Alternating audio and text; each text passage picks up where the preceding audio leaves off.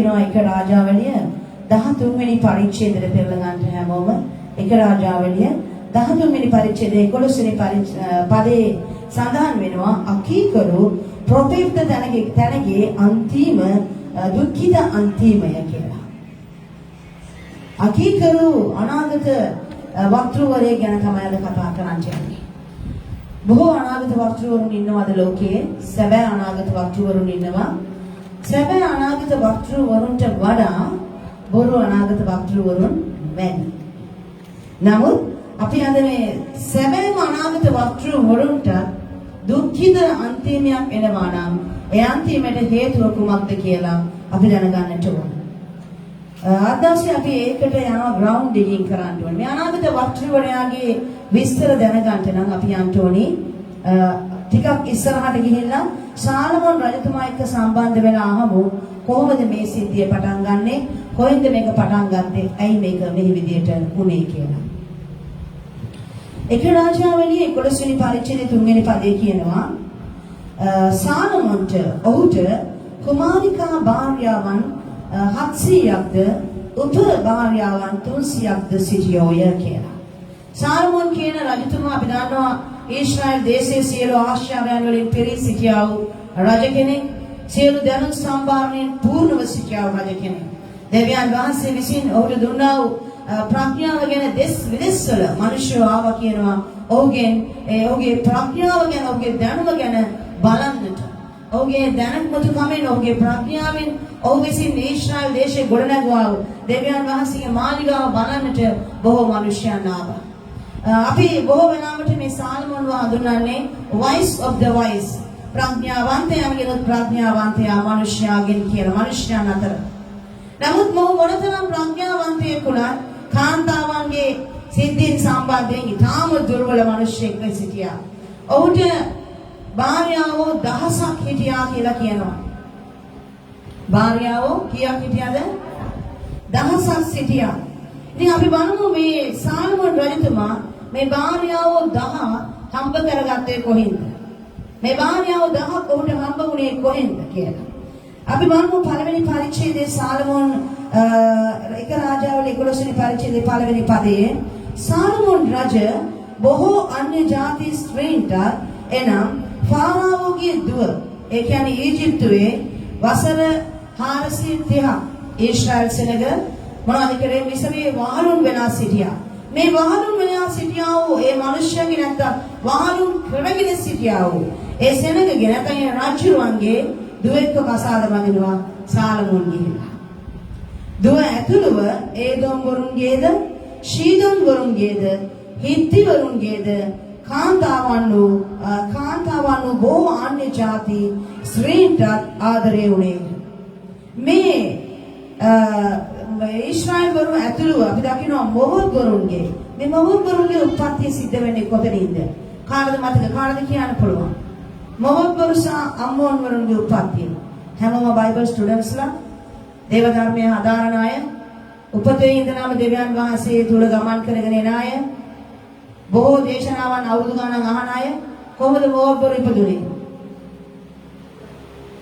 ලෝකේ රාවිස් එක දෙයක් හරි කියන්න බය නැහැ, ෂුවර් නැහැ. මොකක් හරි ඊට පස්සේ මොකක් ඒද දන්නේ නැහැ කියලා. ලෝකේ අම්මෝන් සහ මොහොත් වරුන්ගේ උත්පත්තිය සිද්ධ වුණේ ලෝකාරණකොට. ලෝකේ දුවලා ගිහිල්ලා පියා සමග අනවශ්‍ය ඇසුරක් පවත්වලා තමයි මේ දරුවෝ ලබා ගත්තේ. ඒ කියන්නේ ලෝකේ දුවන නරක නිසා නෙමෙයි.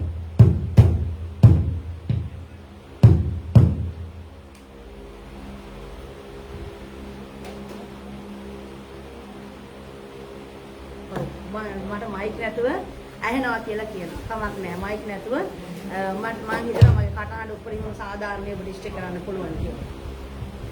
හරි. ලෝකයේ දරුවන්ගෙන් තමයි මේ දේ උනේ. ලෝකයේ දුවන දෙන්නෙක් හිටියා ලොක්ට. ඔබ මේ කතන්දරේ දන්නවා. නමුත් ඔබට මේ කතන්දරේ මතකයේ අලුත් කරන්න විතරක් මම ඊටාම කෙටියෙන් කියනවා. ලොක්ට දුවරු දෙදෙනෙක් සිටියා.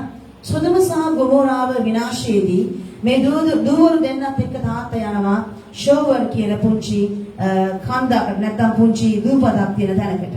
ඉතින් දෙවියන් වහන්සේ කියනවා ඔබ ඵලයන් අර කන්දට කියලා මොහු විසින් තෝර ගන්නව නෑ අතන හොඳයි කියලා. මේ ළමයන් සමග ඔහු පසුව ගිහිල්ලා ගුහාවන් වල ජීවත් වෙනකොට මේ දුවලා දෙන්න මොනතරම් ලෝකේ ගැන දැනුමක් නැතුව හිටියද කියලා කිව්වොත් ඔවුන් හිතුවේ මුළු ලෝකෙම විනාශ වෙලා. මුළු ලෝකෙම විවාහයේ හැටියට දැන් පුරුෂයෝ නෑ අපිට කසාද බැඳලා මේ වංශය ඉදිරියට ගෙනියන්න. ඒ නිසා අපේ තාත්තා මරුණොත් නංගි අපිට කවුරුත් නැති වෙනවා. ඒ නිසා තාත්තා සමග සායනය කරලා හරි කමන්නේ අපි වංශයේ බේරගමයයි ඔවුන් සිතුවා. මේ ආකාරයෙන් ඔවුන්ට දරුවන් හම්බ වෙනවා අමෝන්වරුන් සහ අම්මෝන්වරුන් මේ අසික්කිත උප්පත්තියට දෙවියන් වහන්සේ අකමැති වුණා. දෙවියන් වහන්සේ කියනවා අමෝන්වරුන් සහ අම්මෝන්වරු දසවෙනි පරම්පරාව දක්වා මාගේ ගෘහයට ඇතුල් වෙන්නේ නැහැ. උන්වහන්සේ පරම්පරා 10ක් යනකම් අත්හැරලා දැම්මා. නමුත් දසවෙනි පරම්පරාවේදී ඔවුන් ඇතුළට ගෙනෙනු ලබනවා. අපි දකිනවා මේ මෝවරුන්ගේ උප්පත්තිය නාම කෙනෙක් තමයි රූත් කියන්නේ. ඔබට මම රූත් ගැන උගන්වලා තියෙනවා මතක ඇති. සති දෙකකට ඉස්සෙල්ලා මම ඔබට කියලා තියෙනවා මේ රූත් එන්නේ මෝවරුන්ගේ.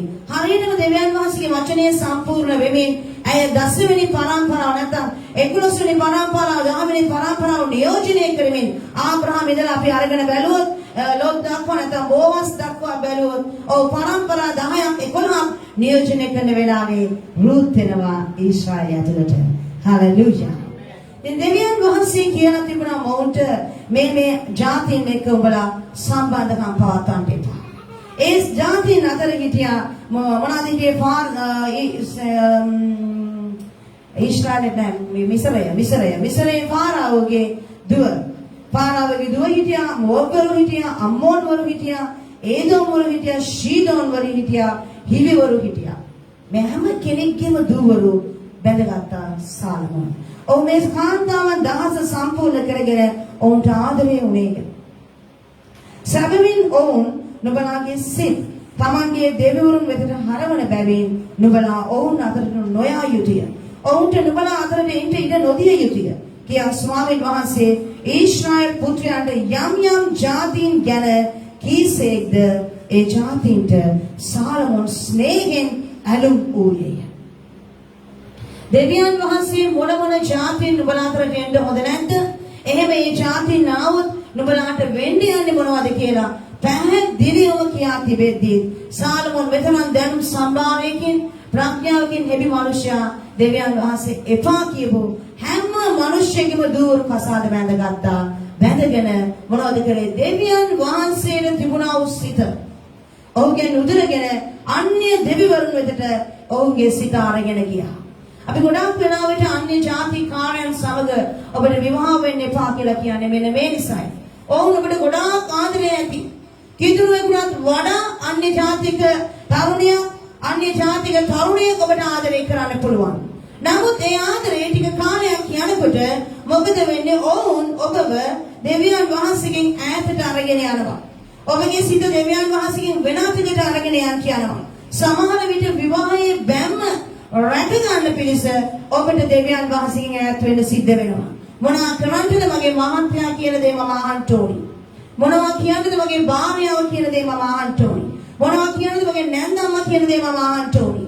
එහෙම නැත්නම් මගේ පවුල දෙකට වෙනවා කියලා මේ අන්‍ය ජාතික විවාහයන් තුළ අද දෙවියන් වහන්සේව අදහන බෞද්ධ වතුරව බෞද්ධස්මේ ගත්තා වූ බොහෝ තරුණ ළමයි ගෑනු දරුවන් අන්‍ය ජාතික තරුණයන්ව විවාහ කරගෙන අද යේසුස් වහන්සේව අත්හැරලා අද හොඳට නමස්කාරය කළා වූ දෙවියන් වහන්සේට සේවය කළා වූ දේවදාසයන් පවා අන්‍ය ජාතික ලස්සන තරුණයන් වෙන ආගම් වලට ජාතීන්ට දෙවිවරුන් නමස්කාර කරන තරුණයන් මොනවද වෙලා තිබෙන්නේ? භාර්යාවගේ ලස්සනට සමහරු මේ වගේ ලස්සන වයිෆ් කෙනෙක් ආය හම්බෙන්නේ නැහැ. ඒ නිසා දෙවියන් වහන්සේට වඩා වයිෆ් වටිනවා. ඒ නිසා මොනවද කරන්නේ? දෙවියන් වහන්සේ අතහැරලා වයිෆ්ගේ හෑන්ඩ් බෑග් එක කරේ දාගෙන පස්සෙන් යනවා. එහෙම තරුණයෝ මම දන්නවා. ඒ නිසායි කියන්නේ. වයිෆ්ගේ හෑන්ඩ් බෑග් එක අරගෙන යන්නේ හස්බන්ඩ් ඇයි පව් වයිෆ්. වයිෆ් කලුවේ කියලා සමහර තරුණයෝ කුඩේ ආලනවා වයිෆ්ට. ගෙදරින් එළියට බහිනකොට කුඩේ අරගෙන තමයි. සමහර තරුණයෝ මම දන්නවා තමන්ගේ භාර්යාව කලුවේ කියලා කැරට් ජූස් විතරයි දෙන්නේ වයිෆ්ට. කැරට් ජූස් බොන්න ඕනි, ඔරෙන්ජ් ජූස් බොන්න ඕනි. ඉතින් ඒ වගේ හස්බන්ඩ්ලා ඉන්නද ඔබට හිතෙනවා. ඒ වගේ කෙනෙක් හම්බුනා නම් මොන සැපද නේද? carrot juice, orange juice, apple juice, දෙවියන් වහන්සේ මොකටද? carrot juice බිබි, apple juice බිබි, එළියට යනකොට කුඩේ යන්න පුළුවන් නම්, hand bag එකේ කරේ දාගෙන යන්න පුළුවන් නම්, කකුල් දෙක දෙනවා මහා පාරේ උස්සගෙන යන්න පුළුවන් නම්, එහෙම ආදරණීය පුරුෂයෝ ඉන්නවා.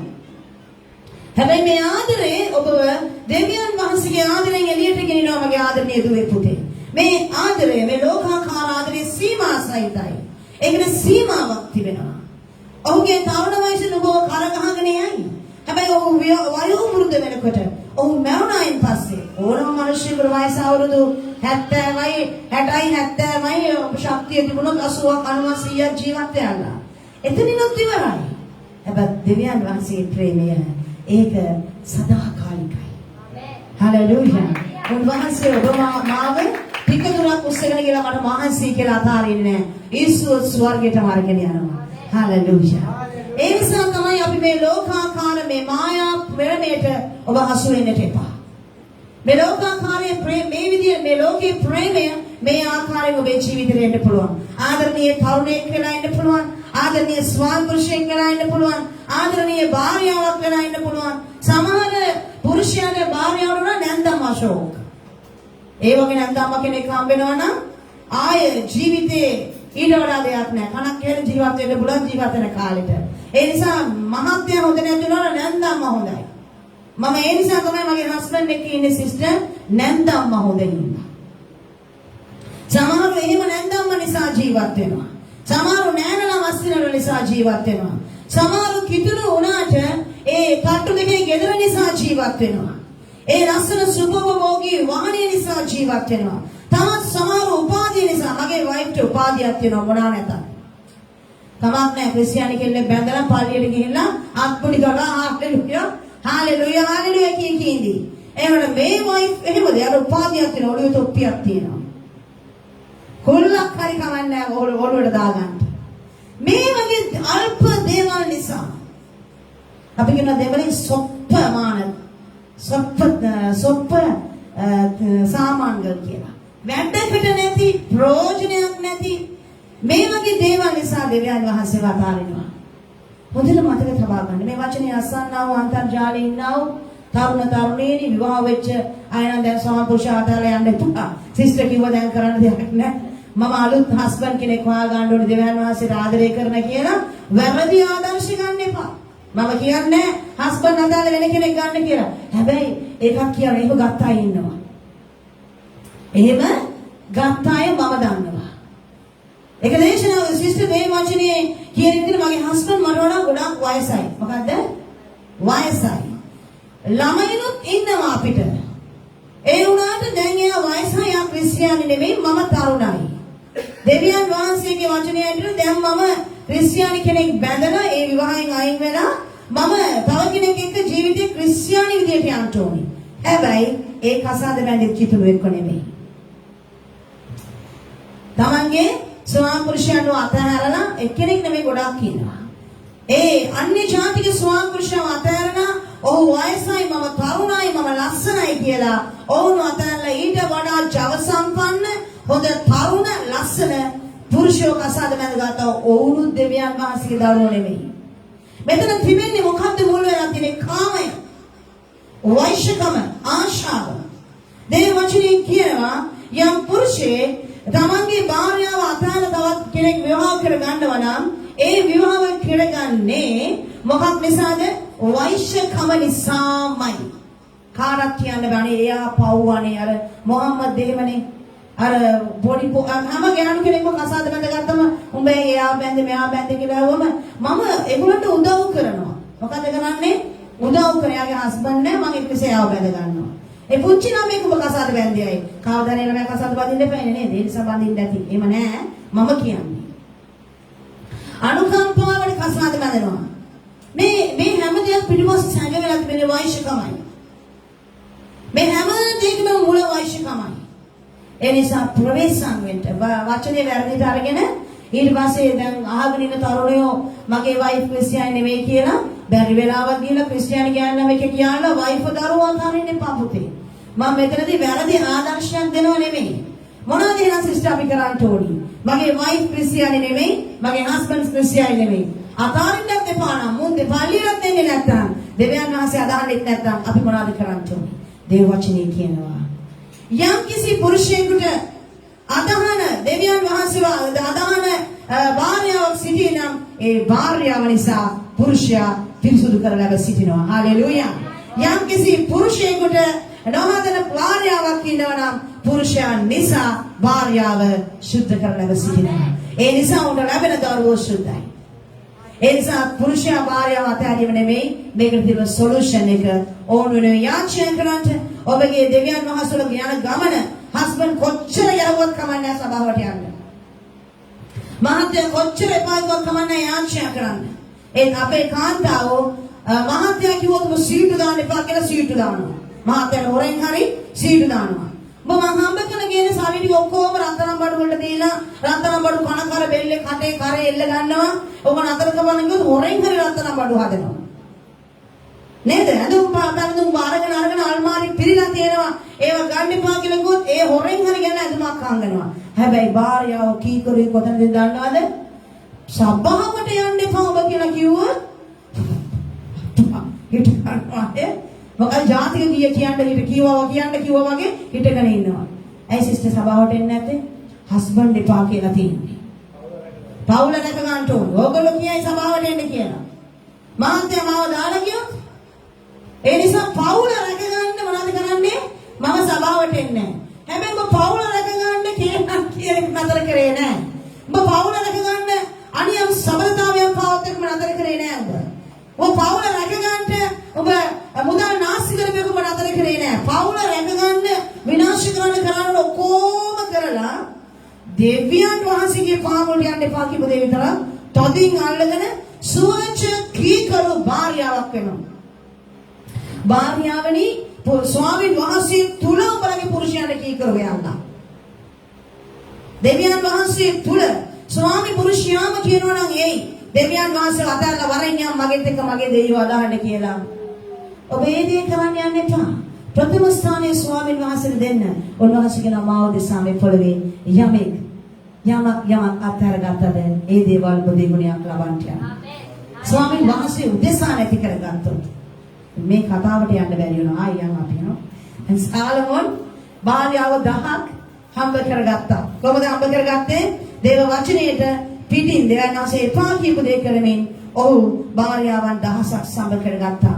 මේ නිසා දෙවියන් වහන්සේ අපි දකින 11 වෙනි පරිච්ඡේදයේ 11 වෙනි පදයේ ස්වාමීන් වහන්සේ සාලමෝන්ට කතා කොට නුඹ මාගේ ගිවිසුමද මා නුඹට අණකල මාගේ පනත්ව නොපවත්වා මෙසේ කළ බැවින් මම සැබවින්ම රාජ්‍ය නුඹෙන් උදලා නුඹේ මෙහෙකාරුවාට දෙන්නේ මි.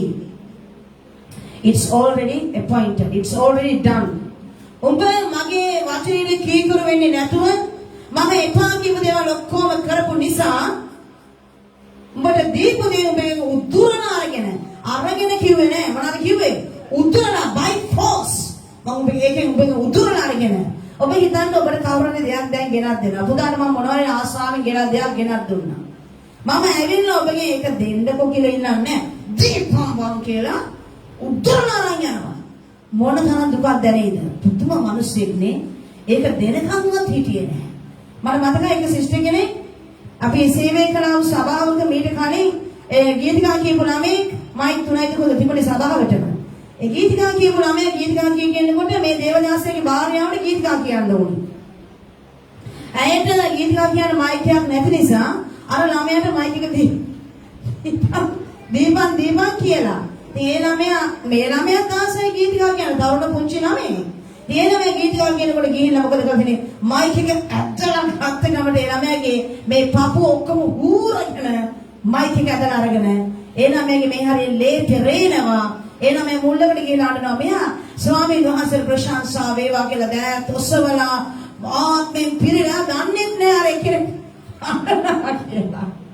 අර ළමයාගේ පපුව හීරලා ගිහින් කියලා දන්නේ නැහැ. මයික් එක අතට ගත්ත ගමන් සිස්ටර් ආත්මෙන් පිරුණා. ආත්මෙන් පිරලා ස්වහලා ආයේ පැද්දෙනවා. හෙට මෙහෙට පැද්දෙනවා. මම බැලුවා අර ළමයා මුල්ලේ අඬනවා. මං ගිහලා ඒ පුතේව අඬන්නේ කිව්වම මෙහෙම ෂර්ට් එක කරලා පෙන්නුවා ලේ පෙරෙනවා. ලේ පෙරෙනවා. ඇයි? මගෙන් මයික් එක උතුරලා ගත්තා. ස්වාමීන් වහන්සේ කියනවා මම උඹට දීපු දේ උඹගෙන් උතුරලා ගන්න කියනවා. අරගෙන කාටද දෙනවා කියලා කියන්නේ වැඩකාරයාට. කොච්චර ලැජ්ජයිද නේ? දරුවගේ දේ අරගෙන විතර බලන්න ඔබගේ දරුවගේ දේ උදුරලා අරගෙන ගෙදර වැඩටින වැඩකාරයාට ඒ දේ දෙනකොට මොනතරම් දුක මොනතරම් අසරණකම Taman මොනතරම් පාක්ෂල් වුණාද? ඇයි අපිව මෙච්චර පහත් කරන්නේ කියලා සමහර අවස්ථාවලදී මගේ දරුවන්ට යම් දේවල් කියනකොට ඉතින් ඇයි අපිව ඔච්චර පහත් කරන්නේ කියලා පහත් වැඩ කරොත් පහත් වෙනවා ඔටෝමැටිකලි පහත් වෙනවා. කවුරුත් පහත් කරන්නේ නැහැ. පහත් වැඩ කරොත් පහත් වෙන්න සිද්ධ වෙනවා. එහෙනම් මොනවද අපි කරන්න ඕනේ? උසස් දේවල් කරන්න ඕනේ. උසස් දේවල් කරොත් තමයි අපි උසස් වෙන්නේ. ස්වාමීන් වහන්සේ ඔබ මගේ හඬට අහුම්කම් දුන්නේ නැති නිසා ඔබගේ රාජ්‍ය උදුරලා මම ඔබගේ මෙහෙ කාර්යයට දෙන්නේ. ඊට පස්සේ අපි දකිනවා 27 වෙනි පදේ සාලමෝන් මිල්ලෝ ගොඩනගමින්ද තමාගේ පිය වූ දාවිද්ගේ නුවර කැඩුම් හරිගස්සමින්ද සිටියේය. දැන් සාලමෝන් මොනවද කරන්නේ? දෙවියන් වහන්සේ කියපු දේවල් ඔක්කොම කනට දාගෙන පුරවගෙන තාමත් තමන්ගේ පාපේ යෙදෙමින් මොනවද කරන්නේ? මිල්ලෝ ගොඩනගමින් සිටිනවා. දාවිද්ගේ නුවර කැඩුම් හරිගස්සමින් සිටියේය. පුතා කියවන්න ඉතින් යාට 28 වෙනි පදේ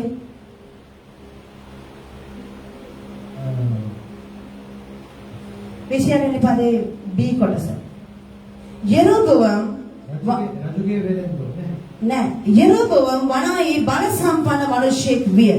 සාලමෝන් ඒ තරුණයා කඩිසර කෙනෙක් බව දැක යෝසෙෆ්ගේ වංශයට නියම වූ බර වැඩ සියල්ල කෙරේ ඔහු පත් කළේය. දෙවියන් වහන්සේ කියනවා ඔබගේ මේ කාර්යයට මම රාජ්‍ය බාය දෙන්න යනවා. ඔබ වෙනුවට මම ඔහුව රජ කරන්න යනවා කියලා කියනවා. ඉතින් මේක දන්නේ නැහැ දෙවියන් වහන්සේ ඇත්තටම කාටද හරියට මේ රාජ්‍ය බාරය දෙන්න යන්නේ කියලා සාලමෝන් දන්නේ නැහැ. සාලමෝන් දකිනවා බල සම්පන්න ජව සම්පන්න තරුණයෙක්ව. ඔහුගේ නම යෙරොබෝම්. මේ යෙරොබෝම්ව දැක්කම මොනවද ඔහු කරන්නේ? ඔහුව සාලමෝන් ඒ තරුණයා කඩිසර කෙනෙක් බව දැක යෝසෙෆ්ගේ වංශයට නියම වූ බර වැඩ සියල්ල කෙරේ ඔහු පත් කළේය. ඒ කාලයේදී යෙරොබෝම් මොනවද කරේ? යෙරුසලමෙන් පිටතට යන කල අලුත් සලුවක් පොරවාගෙන සිටි ශීලෝනීය අභියානම් අනාගත වක්තෘට ඔහු මගදී සම්භවිය. ඒ දෙදෙනා පමණක් යෙදී සිටියෝය. 30 වෙනි පදය. අභියා තමා ඇඳගෙන සිටිය අලුත් සලුව අල්වා මේ අභියා කියලා කියන්නේ අනාගත වක්තෘතුමා මතක තබා ගන්නට. දැන් මේ යෙරොබෝම් නැත්නම් මේ මෙහෙකාරයා සාලමෝන්ගේ ඔහු කිතට යනකොට ඔහුට හම්බ වෙනවා අභියා කියන ප්‍රොෆෙට්ව. සලුව අල්වා කෑලි 12කට ඉරා යෙරොබෝම්ට කතා කොට නුඹ කෑලි 10ක් ගනින්න මක් නිසාද ඊශ්‍රායල් දෙවියෝ ස්වාමින් වහන්සේ මෙසේ කියනසේක මම සලමෝන්ගේ රාජ්‍ය පැහැරගෙන නුඹට ගෝත්‍ර 10ක් දෙන්නෙමි. ඔව් දැන් මොනවද මේ ස්ථානයේ වෙන්නේ? මේ අභියා අනාගත වක්තෘතුමා යෙරොබෝම්ව දැකපු ගමන් ඔහු ඇඳගෙන හිටපු හැමෝම බලා ගන්න නැත්නම් තේරෙන්නේ නැහැ. මේ බලන්න. යෙරොබෝම්ව දැකපු ගමන් මේ අභියා කියන අනාගත වක්තෘවරයා ප්‍රොෆෙට් මොනවද කරේ? ඔහුගේ වස්ත්‍රය ඉරුවා. කෑලි 10කට ඉරලා කියනවා උඹ මේ කෑලි 10 අරගන්න. අරගෙන දෙවියන් වහන්සේ කියන දේ අහපන් දැන්. කෑලි 12කට ඉරලා කියනවා උඹ ගනින් කෑලි 10ක්. දෙකක් තියෙනවා. මේ කෑලි 10 අර්ථය ඔය කියනවා කෑලි 10ක් ගනින්න මක් නිසාද? ඇයිද කියනවා නම් ඊශ්‍රායල් දෙවියෝ ස්වාමින් වහන්සේ මෙසේ කියනසේක මම සාලමෝන්ගේ රාජ්‍ය පැහැරගෙන නුඹට ගෝත්‍ර 10ක් දෙන්නෙමි. දැන් ඔයගොල්ලෝ හිතලා බලන්න. ඔබ නිකම් වැඩකාරයෙක් කිසිම දෙයක් නැති කොහේ හරි ලොකු රාජ්‍ය ආයතනයකට රණක් පාලනය කරන රජ කෙනෙක් යටතේ ගිහිල්ලා ඒ රජතුමාගේ සිත දිනාගත්තා වූ කෙනෙක් ඔබ. දැන් සිත රජතුමා ඔබව දැකලා ඔබේ යහපත්කම දැකලා ඔබේ කඩිසරකම දැකලා ඔබට කියනවා මේ වැඩ ඔක්කොම ඔයා බලා ගන්න කියලා. ඔය එතන ෆෝමන් කරනවා දැන්. සුපර්වයිසර් කරනවා. නිකන් කුලිය වැඩ කර කර හිටපේ කව සුපර්මන් කරලා දැන් ඔව් දැන් ඇවිල්ලා සුපර්මෑන් කරලා තින්නේ. දැන් මොහු දවසක් එළියට යනකොට ඔහුට හම්බ වෙනවා අනාගත වක්තෘවරයා. අනාගත වක්තෘවරයා මොහු දැකපු ගමන් ඔහුගේ ඇඳුම් ඉරාගෙන කෑලි 12කට ඉරලා කියනවා උඹ ගනින් කෑලි 10ක්. 10ක් අරගෙන කියනවා දෙවියන් වහන්සේ උඹට මෙහෙම කියනවා. උඹ වැඩ කරන උඹ සේවය කරන උඹ කාගේ යටතේ ඉන්නේ රජුගේ රාජත්වය ඒ ඔටුන්න උඹේ ඔළුවට දානවා කියලා. කොහොම තියෙන්නේ? ඩැනියල් ෆිල්ම් එකක් තියෙනවා සත්‍යම් සිවම් සුන්දරම් කියලා. ඒ ෆිල්ම් එකේ ඉන්නවා හිඟන ගෑනු කෙනෙක්. දැන් දෙවිවරු තුන්දෙනා ෆයිට්. අරයා කියනවා මම තමයි බලවන්තයා කියලා, මෙයා කියනවා මම තමයි බලවන්තයා කියලා, අනිත් එක්කෙනා කියනවා මම තමයි බලවන්තයා කියලා. සත්‍යම් සිවම් සුන්දරම් කියන්නේ මම හරියට මේ අර්ථය දන්නේ නැහැ. ඉතින් මේ දෙවිවරු තුන්දෙනාගේ ෆයිට් එකේ මේගොල්ලෝ තුන්දෙනෙක් තෝරගන්නවා. තෝරගෙන දුර්වල වෙච්ච මිනිස්සෙක්ව අරගෙන බල සම්පන්න මිනිස්සෙක් කරන ඒ දෙයියෝ බලපන් මට ඕනෑම දුර්වලෙක් බලවන්තයෙක් කරන්න පුළුවන් කියලා. තවත් එක්කෙනෙක් කතා කරන්න බැරි මිනිස්සෙකුට හොඳට ලස්සනට සින්දු කියන තරාග තාලම වන්න පුළුවන් විදිහට බලයක් දෙනවා. මේ ගොළුවේ බක් බක් බක් ගාන ඉඳපෙකා හිටවම සින්දු කියනවා මිනිස්සුන්ට පුදුමයි දේව බලය ගැන. ඊට පස්සේ පාරයිනේ හිඟා කන ළමයි හිඟා කකා යනවා අර මේ අනිත් දෙයියෝ එල කියන බලම මම හිඟන්නට අලියෙක් ඔටුන්නක් අරගෙන යනවා රටේ රජිනව රටේ පාලනය බාර දෙන්න කාගේ ඔළුවටද ඔටුන්න දාන්නේ අලියා එයා තමයි රජුරු. මේ හිඟන ගෑණි හැමදාම හිඟා කකා යනවා ඉරිච්ච ඇඳුමක් ඇඳගෙන අලියා කියලා ඔටුන්න ඒ මනුස්සගේ ඔළුවේ දානවා. එයා තමයි රජින. එයා ඒ වෙලාවේ රජින වගේ හිටගත්තා. රටේ පාලනයන් වෙනස් කරා මිනිස්සුන්ට ක්‍රෝධ ලෙස ක්‍රියා කරන්න ගන්නවා. මේ වගේ චුට්ටක් හිතලා බලන්න වැඩකාරයෙක් වෙලා ඉන්න කෙනාට දෙනස් කියනවා මම ඔබගේ ඔළුවේ ඔටුන්න තියන්ට යනවා. ඔහුට මොනතරම් ස්ථානයක් දෙවියන් වහන්සේ දීලා තිබෙනවද? මේක මේ දෙවිවරු අතර තුන්දෙනෙක් අතර තියෙන සටනක් නෙමෙයි. සර්ව බලධාරී සර්ව පරාක්‍රම දෙවියන් වහන්සේට උන්වහන්සේ තෝරා ගත්තා වූ මෙහෙකාරයාගේ අකීකරුකම තුළ දෙවියන් වහන්සේ කියනවා මම ඔබට දෙන්න යනවා මේ රාජ්‍ය. එතකොට මේ මිනිස්සු දැන් ඔබ හිතන බලන්න එයා ඔබ කියලා.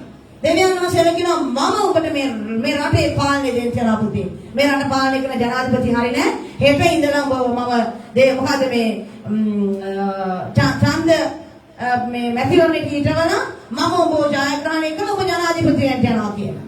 කොහොම තියෙයිද? බැරි වෙලාවක් ඔයාව ජනාධිපති කරොත් එහෙම කොච්චර සතුටක්ද නේද? මට තරම් ප්‍රීතියක් තියෙන්න ඕනද? මට තරම් යටහත් පහත්කමක් තියෙන්න ඕනද? මට තරම් ගැතිකමක් දෙවියන් වහන්සේට තිබෙන්න ඕනද? දැන් මේ දෙවියන් වහන්සේ ඔහුට කිව්වට පස්සේ ඔහුට කිව්වා උඹම රජ කරනවා කියලා. මා ඉදිරියේ නිතරම පහනක් තිබෙන පිණිස මම ඔහුගේ පුත්‍රයාට කාටද? දාවිද්ගේ වංශයෙන් එන්නා සාලමන්ගේ පුත්‍රයාට එක ගෝත්‍රයක් දෙන්නෙමි. නුඹේ සිත ආසාවෙන් සියල්ල කරේ. කාටද මේ නුඹ කියලා කියන්නේ? යරෝබෝම්ට. යරෝබෝම්ට උන්වහන්සේ කියනවා නුඹේ සිත ආසාවෙන් සියල්ල කරේ. නුඹ රජකම් කරමින් ඊශ්‍රායල් කරේ රජ වෙන පිණිස නුඹ පිළිගන්නෙමි. මේ වැඩකාරයෙක් ඔබගේ හිතට ආසාවෙන් හැම දෙයක්ම ඔබට කරන්න බව දෙනවා. ඔබට ඕනම දෙයක් කරන්න පුළුවන්. හැබැයි මේ හැමදේම කරන අතරතුර මොනවද කරන්නේ? ඊශ්‍රායල් රජකම් කරන්න ඕනි කියවන්න 38 ඉඳලා අපි කියවගෙන යමු. මාගේ මෙහෙකරු දාවිද් කළාක් මෙන් නුඹ මාගේ පනද්ද ආඥාද පවත්වමින් කොහොමද දැන් මෙයා සේවය කරන්න ඕනේ දෙවියන් වහන්සේට? දාවිද් දෙවියන් වහන්සේට සේවය කළාක් මෙන් දෙවියන් වහන්සේගේ සිතට එකඟ දාසෙක්. දෙවියන් වහන්සේගේ සිතේ තිබෙන්නේ දේ කුමක්ද කියලා කරන මිනිසෙක්. දෙවියන් වහන්සේගේ හඬට අහුම්කම් දෙන මිනිසෙක්. දෙවියන් වහන්සේ කියන දේ විතරක්ම කරන කියන මිනිසෙක් ඔබ මට සේවය කරන්න ඕනි, රට පාලනය කරන්න ඕනි. ඒකට තමයි යරෝබෝම උන්වහන්සේ තෝරගත්තේ. මගේ පනද්ද ආඥාවන්ද පවත්වමින් මා විසින් නුඹට අනකරන සියල්ලට අනුකම්පී මාගේ මාර්ගවල හැසිර මාගේ ඇසාමුවේ හරිව තිබෙන දේ කරන්නයි මම නුඹ සමග සිට දාවිත් ස්ථිර ගෘහයක් ගොඩනගා දුන්නා මෙන් නුඹට ගොඩනගා දී ඊශ්‍රායල් වරුන් නුඹට බාර දෙන්නෙමි. දාවිත්ගේ වංශයේ මේ කාරණේ නිසා පීඩා කරන්නෙමි කියලා උන්වහන්සේ කියනවා. දැන් යරෝබෝම්ට උන්වහන්සේ කිව්වා හරි මම ඔබ රජ කරන්න යනවා. ඔබට ගෝත්‍ර 10ක් දෙන්න යනවා. ඔබට කැමැති විදිහට ඔබට පාලනය කරන්න පුළුවන්. ඔබට මොකද ස්ථීර වංශයක් දෙන්න යනවා. ඒ කියන්නේ යරෝබෝම් ඊට පස්සේ උඹෙන් පස්සේ උඹේ පුතා, උඹේ පුතාගෙන් පස්සේ උඹේ පුතා, පුතාගෙන් පස්සේ පුතා, ඒ වගේ මේ රාජ් අත්වය ස්ථිර කරන්න යන ඔබේ පවුලේ මොන තරම් ආශිර්වාදයක්ද? මොන තරම් පොරොන්දුවක්ද? මොනවද ඔව් කරන්න ඕනේ? මොන තරම් දෙවියන් වහන්සේට අවංකව සේවය කරන්න තිබුණාද? නිකන් පාර යන වැඩකාරයෙක් අඩ ගහලා ඌට රාජ්‍යත්වයේ දීලා දෙවියන් වහන්සේ දුන්නා මේ පොරොන්දුව. ඌට දෙවියන් වහන්සේ දී තිබෙනකොට යෙරොබෝම් දැන් රාජ්‍යත්වයට පැමුණා. 25 වෙනි පරිච්ඡේදය පදේ අපි කියමු. යෙරොබෝම් රූප වන්දනාව පිටවීම. පදේ 12:25. එක රාජාවලිය පොතේ 12 වෙනි පරිච්ඡේදයේ 25 වෙනි පදය ජෙරොබෝම වනාහි ඒප්‍රායිම් කඳු රටෙහි ෂෙකෙම් ගොඩනගා එහි වාසය කළේය. ඔහු එතනින් ගොස් පෙනුයෙල් ගොඩනැගුවේය. තවද ජෙරොබෝම තමාගේ සිතනුයේ ඉතින් රාජ්‍ය දාවිද්ගේ වංශයට හැරී යන්නේය. මේ සෙනඟ යෙරුසලමේ තිබෙන ස්වාමීන් වහන්සේගේ ගෘහයේ පූජා ඔප්පු කරන්නට ගියොත් මේ සෙනඟ සිත් තමන්ගේ ස්වාමී යුදෙවරුන්ගේ රජ රොහෝබෝවම් වෙතට හැරී යන්නේය. තවද ඔවුන් මරා යුදෙහි රජ රෙහෝබෝවම් වෙතට හැරී යනවා ඇතැයි කීවේය. ඔව් දැන් මේ යෙරොබෝම් මොනවද කියන්නේ? යෙරොබෝම් වනාහි ඒප්‍රායිම් කඳු රටේ ෂෙකෙම් ගොඩනගා වාසය කළේය. ඔහු එතනින් ගොස් පෙනුවෙල් ගොඩ නැගුවේය. තවද යෙරොබෝම තමාගේ සිතින් කියනුවේ සිතින් රාජ්‍ය දාවිද්ගේ වංශයට හැරී යන්නේය. මෙයාම දැන් හිතා ගන්නවා එක. දෙවියන් වහන්සේ පොරොන්දු දීලා ඉවරයි. දැන් මෙයා රාජ්‍ය වෙලා දැන් මෙයා ජීවත් වෙන කෙනෙක් පාරම කල්පනා වෙනවා. දෙවියන් වහන්සේ ආයසරයක් මේ මට දීලා දුන්න සෙනඟ යයි. දාවිද්ගේ වංශයට හැරිලා. සාලමෝන්ගේ පුතා රජකම් කරන ගෝත්‍ර දෙකකට දැන් එහෙට හැරිලා යයි. මේගොල්ලෝ ආය සාලමෝන්ගේ පුතාගේ පුතාට රෙහෝබෝම්ට ආදරේ නොකරන්න. මෙයා යෙරොබෝම් අය රෙහෝබෝම්. රෙහෝබෝම්ට ආදරේ නොකරන්න. ඔහුගේ සිත ඔහුට ඇදී නොයන පිණිස මම මොන හරි දෙයක් කරන්න ඕනේ.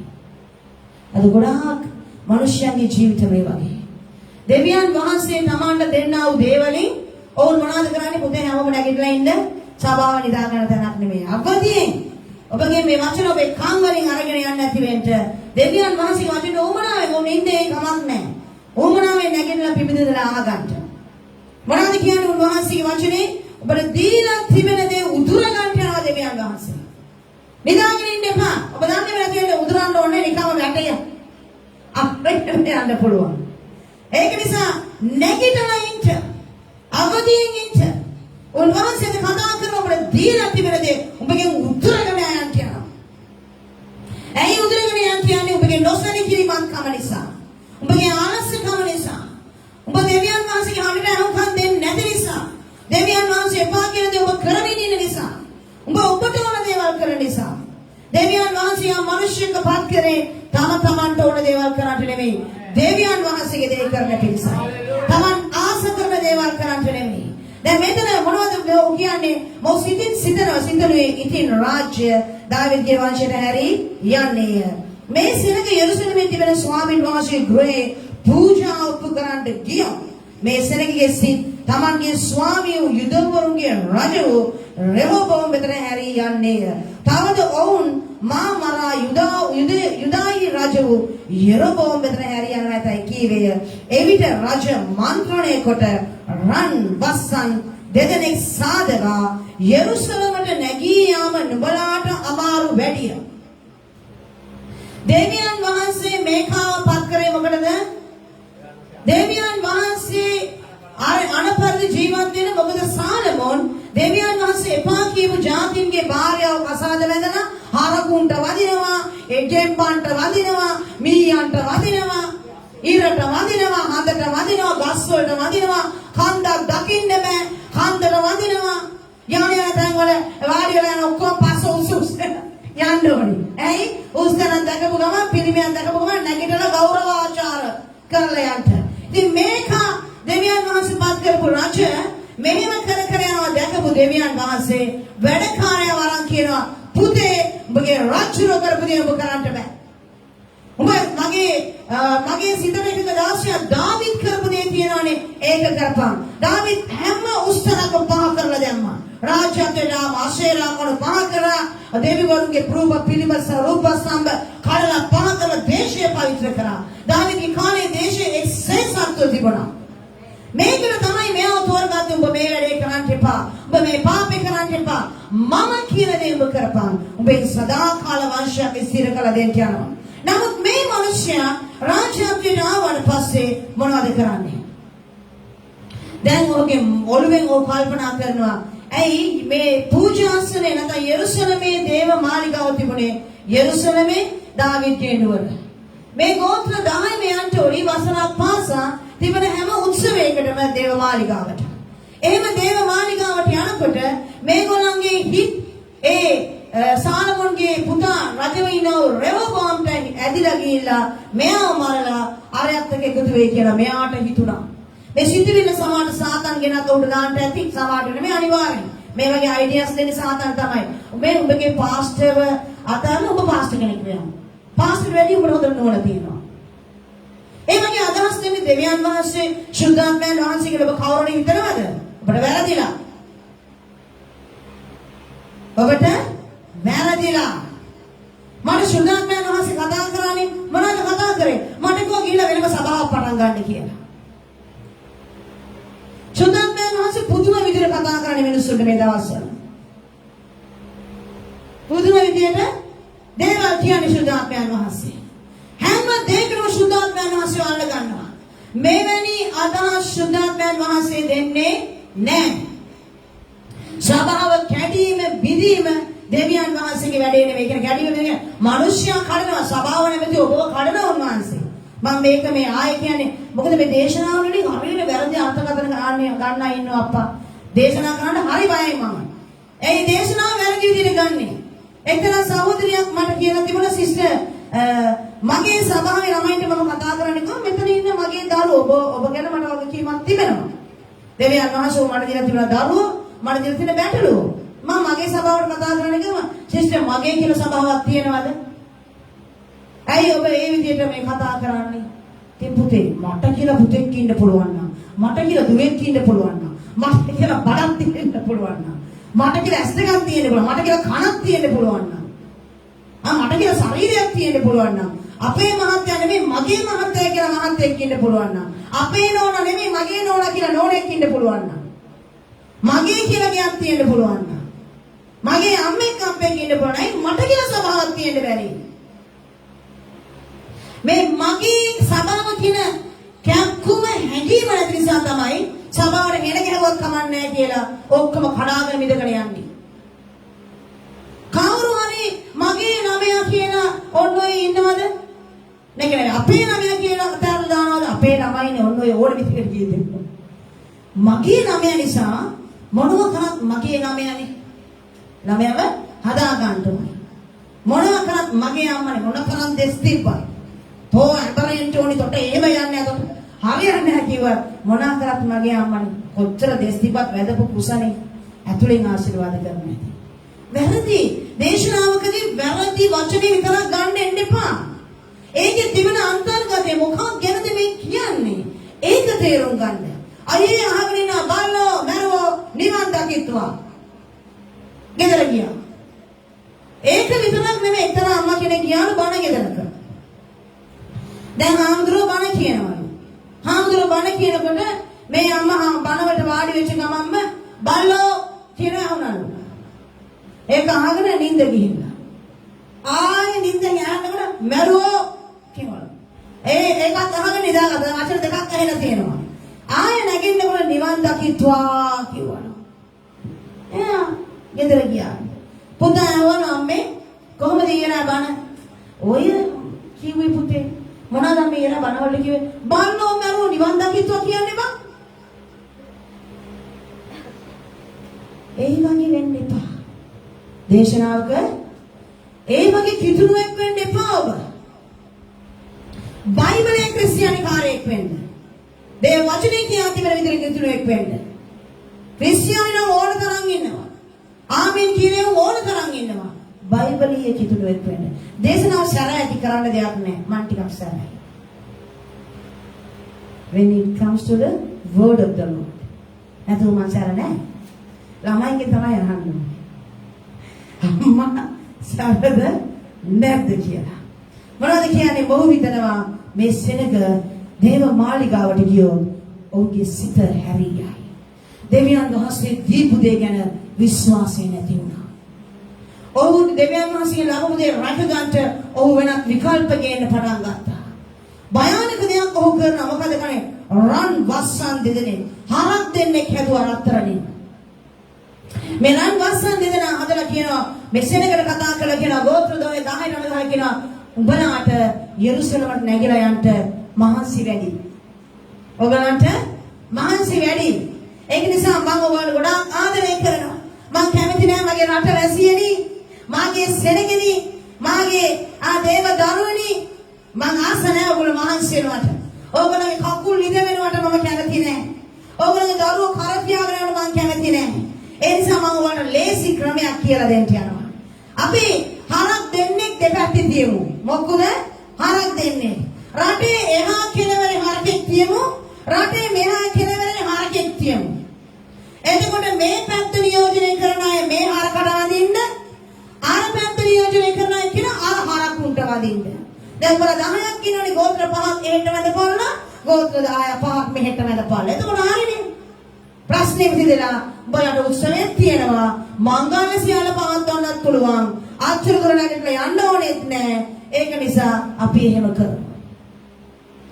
දෙවියන් වහන්සේ අපි දකින්න ඉක්මයාම 20 වෙනි පරිච්ඡේදයට එනකොට මෝසෙස් යනවා කඳු මුදුනට මොනා කරන්නද?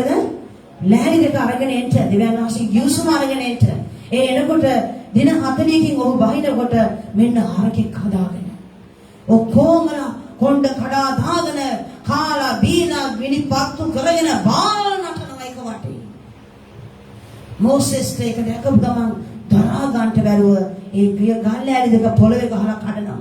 කඩන මෝසෙස් ඇවිල්ලා ඒ රන් වස්සව කඩලා කෑලි කෑලිකට දී කරන වතුරේ බීපියා උඹලගේ හරකව දී කරලා බීපියාව කිව්වා. එතරම් කෝපයක්. මිස්රෙන් අපිව ගෙනාවේ මේ දෙයියෝ මේ හරකා කියලා මිනිස්සු වදින්න ගත්තා. හරකා මිස්ර දේශයේ ඕපුස් කියන දෙයියෝ තමයි හරකා. මේගොල්ලෝ කාලයක් මේ දෙයියොත් එක්ක ගිහිල්ලා අවුරුදු 400ක් එහෙ ඉඳලා පුරුද්දක් තිබුණා. දෙවියන් වහන්සේ උදාස් කළ දෙයක් තමයි රූප වන්දනා. දෙවියන් වහන්සේ පා කරපු දේ මොහු ඊටම භයානක ලෙස කරන්නට ගත්තා. නුඹලා මිස්ර දේශයෙන් ගෙනාවා වූ නුඹලාගේ දෙවිවරුන් මේයි ඔවුන්ට කීවේය.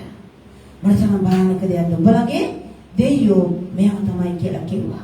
ඔවුන්ට කීවේ ඔහු එකෙක් බෙතේලී සිටවා අනිකා දානී තැබිය. ඒ කාරණය පාපයක් විය. මක්නිසාද මිනිසු ඒ ඉදිරියේ වඳින පිණිසක් දාන් දක්වා ගියේය. ඔහු උස්තන් ගෙවල් කොට ලෙවි පුත්‍රයන් වූ මුළු සෙනග අතරින් පූජකයන් පත් කළේය. ලෙවි වරුන්ට පමණයි පූජකයන් වෙන්නට පුළුවන් ඒ ගෝත්‍ර 12. මොහු ලෙවි වරු නොවන Taman කැමති අයව පූජකයෝ කරලා දැම්මා. අද ගොඩාක් දේවදාසයෝ ඉන්නවා පුතේ. කියන්න කනගාටුයි. මේ වචනේ ඔබ අහගෙන ඉන්න කෙනෙක් නම් past I am very sorry. But I have to say what I have to say. What the word of the Lord says. පූජකයන් නොවුනා වූ අය, ලෙවිවරු නොවුනා වූ අයව මොහු මොනවද කරේ? අනන් පූජකයෝ බවට පත් කළා. ඔහු උස්තන් ගෙවල් කොට ලෙවි පුත්‍රයන් වූ මුළු සෙනග අතරින් පූජකයන් පත් කළේය. තවද යුදායි පවත්වන මංගල්‍යයෙන් යෙරොබෝම් 8 වෙනි මාසයේ 15 වෙනිදා මංගල්‍යයක් නියම කොට පූජාසනයේ පිට පූජා උපු කළේය. ඔහු බෙතෙල්හිදීත් එසේම කරමින් තමා සෑදු වස්සන් පූජා කළේය. තමා සෑදු උස්තන් වල පූජකයන් ඔහු බෙතෙල්හි සිටුවේය. ඔහු බෙතෙල්හි සෑදු පූජාසනයට තමාගේ අතින් නියම කරගත් මාසය වෙන 8 වෙනි මාසයේ 15 වෙනිදා ගියේය. ඔහු ඊශ්‍රායෙල් පුත්‍රයන්ට මංගල්‍යයක් නියම කොට සුවඳ දුම් ඔප්පු කරන පිණිස පූජාසනයේ නැගී ගියේය. පූජාසන හදලා රන් හරක්කු හදලා වස්සෝ හදලා අද මගේ ප්‍රේමණීය දුවා දරුවනි දේව දරුවනි දේව සේවකයනි දෙවියන් වහන්සේ බලා කැඳවුම අමතක කරලා බලා හරක්කුව ආලේප කර ඉන්නවද දේව රාජ්‍යයට? අතන හරකයි මෙතන හරකයි අර ගෙදර හරකයි හැම හන්දියකම හරකුන් බලා ආලේප කර ඉන්නවද? එක්තරා දේවදාසෙක් මේ රටට පැමුණුණා දේව මෙයක් කරන්න කියලා. ඔහු ආපු බලාපොරොත්තු කාරණේ උඩ කරගන්න බැරි වුණාට පස්සේ ඔහු මේ සභාවට අයිති පිරිසක් අරගෙන යාචාවක්වත් කරන්න දන්නේ නැති. වයි ගණිකාවන් තුන් දෙනෙක් එක දවසකට නිදා ගන්න මිනිස්සේ භාර්යාව ලංකාවේ ලෝකෙ පුරාම ඉන්න මාන්තර කාර්ය ගුරුකම් කාර්ය පස්සේ ගෙනිදු මහත්යන හුණියම් කර කර මහත්ය යාළු වෙන ගෑනුන්ට හුණියම් කර කර ඉඳලා හැම පල්ලියකටම ගෙන හැම පාස්සිකෙනෙක්ගේ මේ ආචා ගන්නා වූ ඒ නිවසේ නතර වෙලා කියනවා ඔයා කෙනෙක් තෝරගන්න. මොකද්ද? සිස්ටර් ඔයා කෙනෙක් තෝරගන්න මං යාව ආලේප කරලා යන්නම්. එතකොට අපි මේ සභාව කරගෙන යමු. කාවද ඔබ ආලේප කරන්නේ? ආරකෙක්ව. එකෙක් දාන් තියමු, එකෙක් මෙහෙ තියමු. මම ආරකෙක් ආලේප කරලා යන්නම් ඉතාලියේ. උඹලා වැඳගෙන හිටපල්ලා. මම ඕගලන්ට උදව් කරන්න මන් දන්නේ මේක කාට ඉදේක කවුරු මට බණේද කියලා I don't care. මට වැඩක් නෑ කවුරු මට බැන්නා. මම ඉන්නේ මේ දේවල් සීගන්වන්ට. දෙවියන් වහන්සේගේ හඬ මිනිස්යාට මේ පූජාසනෙන් හරියාකාරයන්ට උන. මෙතනට මම ආවේ කාටද ලලබයි කියලා අම්මා මාව නැලෙව්වේ කියලා ගීතිකා කියලා සභාවන් නිදි කරලා යන්න නෙමෙයි මම ආවේ. දෙවියන් වහන්සේව පත් කරගත්තා වූ කාර්යය. දෙවියන් වහන්සේව තෝරගත්ත කාර්යය මතක් කරපන්. උන්වහන්සේව තෝරගන්නකොට උඹ හිටපු තැන මතක් කර බලපන්. සියල්ලන් මයින් කරලා අතහැරලා නරක නාම ජරා නාම වලින් ඔබ පිරලා ඉන්න මිනිස්සේ උන්වහන්සේ දූවිල්ලේ ජරාවේ මඩවලින් අරන් උන්වහන්සේගේ ලේවලින් සෝදලා ඔබ පවිත්‍ර කරලා තිබෙන්නේ හරක් කාලේප කරන්නට නෙමෙයි. ඔබ කැමැති ආව ආලේප කරලා යන්න නෙමෙයි. වෙසගණන් එක්ක දවසකට 3-4 පාරක් ගිහලා නිදිය ගන්න කෙනෙක්ව ආලේප කරලා යන්න නෙමෙයි. මම දර්ශනයක් දැක්කා කියලා හීන දකින්නේවම ආලේප කරන්න නෙමෙයි. අද ගොඩාක් අය දර්ශනයක් දැක්කා කියනවා. උඹ දැක්කේ හීනයක්. දකින්න හැම හීනයක්ම දර්ශනයක් වෙන්නේ නැහැ. හොඳට මතක තබා ගන්න විමසන්ට දෙවියන් වහන්සේගේ පාමුල ඉඳලා බය ඇති කරගන්න. මේ වචනේ මම කතා කරලා මුතුළු බයක් එන්ටයි. සැර වැඩි නම් ඔව් සැර වැඩි. ඒක රිදෙන්නේ කාට හරි ඔබ එතන ඉන්න නිසායි. මේක මටයි කියන්නේ ඔව් ඔබටයි කියන්නේ. කතා කරන්නේ ස්වාමීන් වහන්සේලා මම මොනා කරන්නද?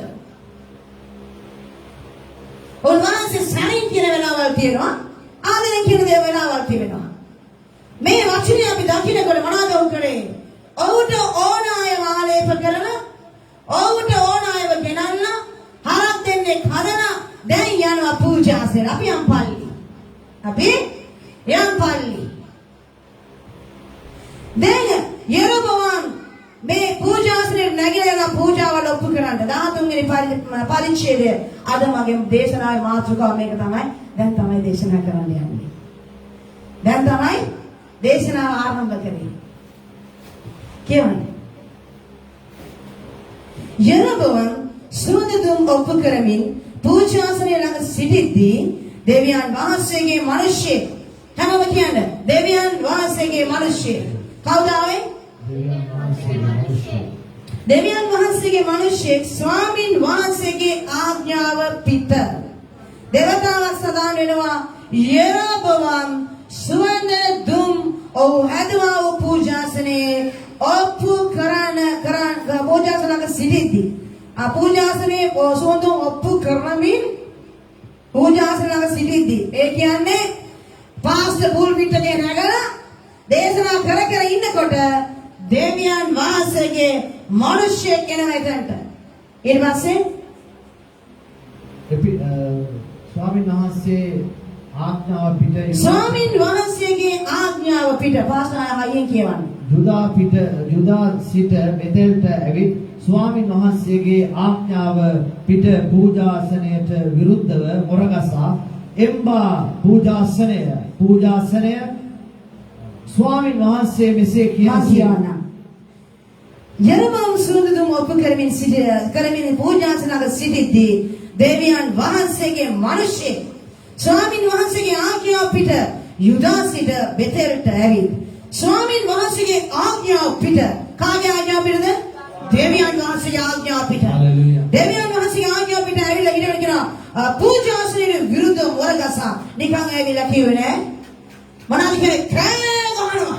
පිළිලා ඉන්නව ගෝත්‍ර 12 10 වටේම බෞද්ධයන් පූර්ණ සුවඳ දුම් ඔප්පු කරගෙන ඉන්නකොට දෙවියන් වහන්සේගේ මනුෂ්‍යය ඇවිල්ලා කෑ ගහලා මොරගසා කියන මොනවද කියන්නේ?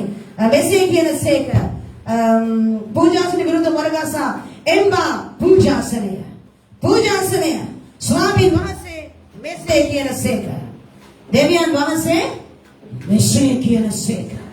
පූජාසනය මේ කතා කරන්නේ වැරදි පූජාසනයන් ගොඩනගලා ඒ පූජාසනය මොසොද දුම් ඔප්පු කරමින් උඹ වැරදි දේ එතනින් කර කර ඉන්නවනම් දෙවියන් වහන්සේ නොකියපු නොකරපු දෙයක් නුඹ කරමින් ඉන්නවනම් දැන් දෙවියන් වහන්සේගේ හඬ එනවා ඒ පූජාසනයට. ඒක පිටිපස්සේ ඉන්නේ කවුද කියන බව දන්නේ නැහැ. මොන පූජකයද, මොන පාස්ටර්ද, මොන ප්‍රොෆෙට්ද, මොන ඉවැන්ජලිස්ට්ද, මොන ටීචර්ද මම දන්නේ නැහැ. કોઈ අපොස්තුල වරයාද, કોઈ අපොස්තුල වරියද මම දන්නේ නැහැ. නමුත් ඒ පූජාසනයට ස්වාමීන් වහන්සේගේ හඬ එනවා. මොනවද කියන්නේ? පූජාසනය. ස්වාමීන් වහන්සේ මෙසේ කියනසේක.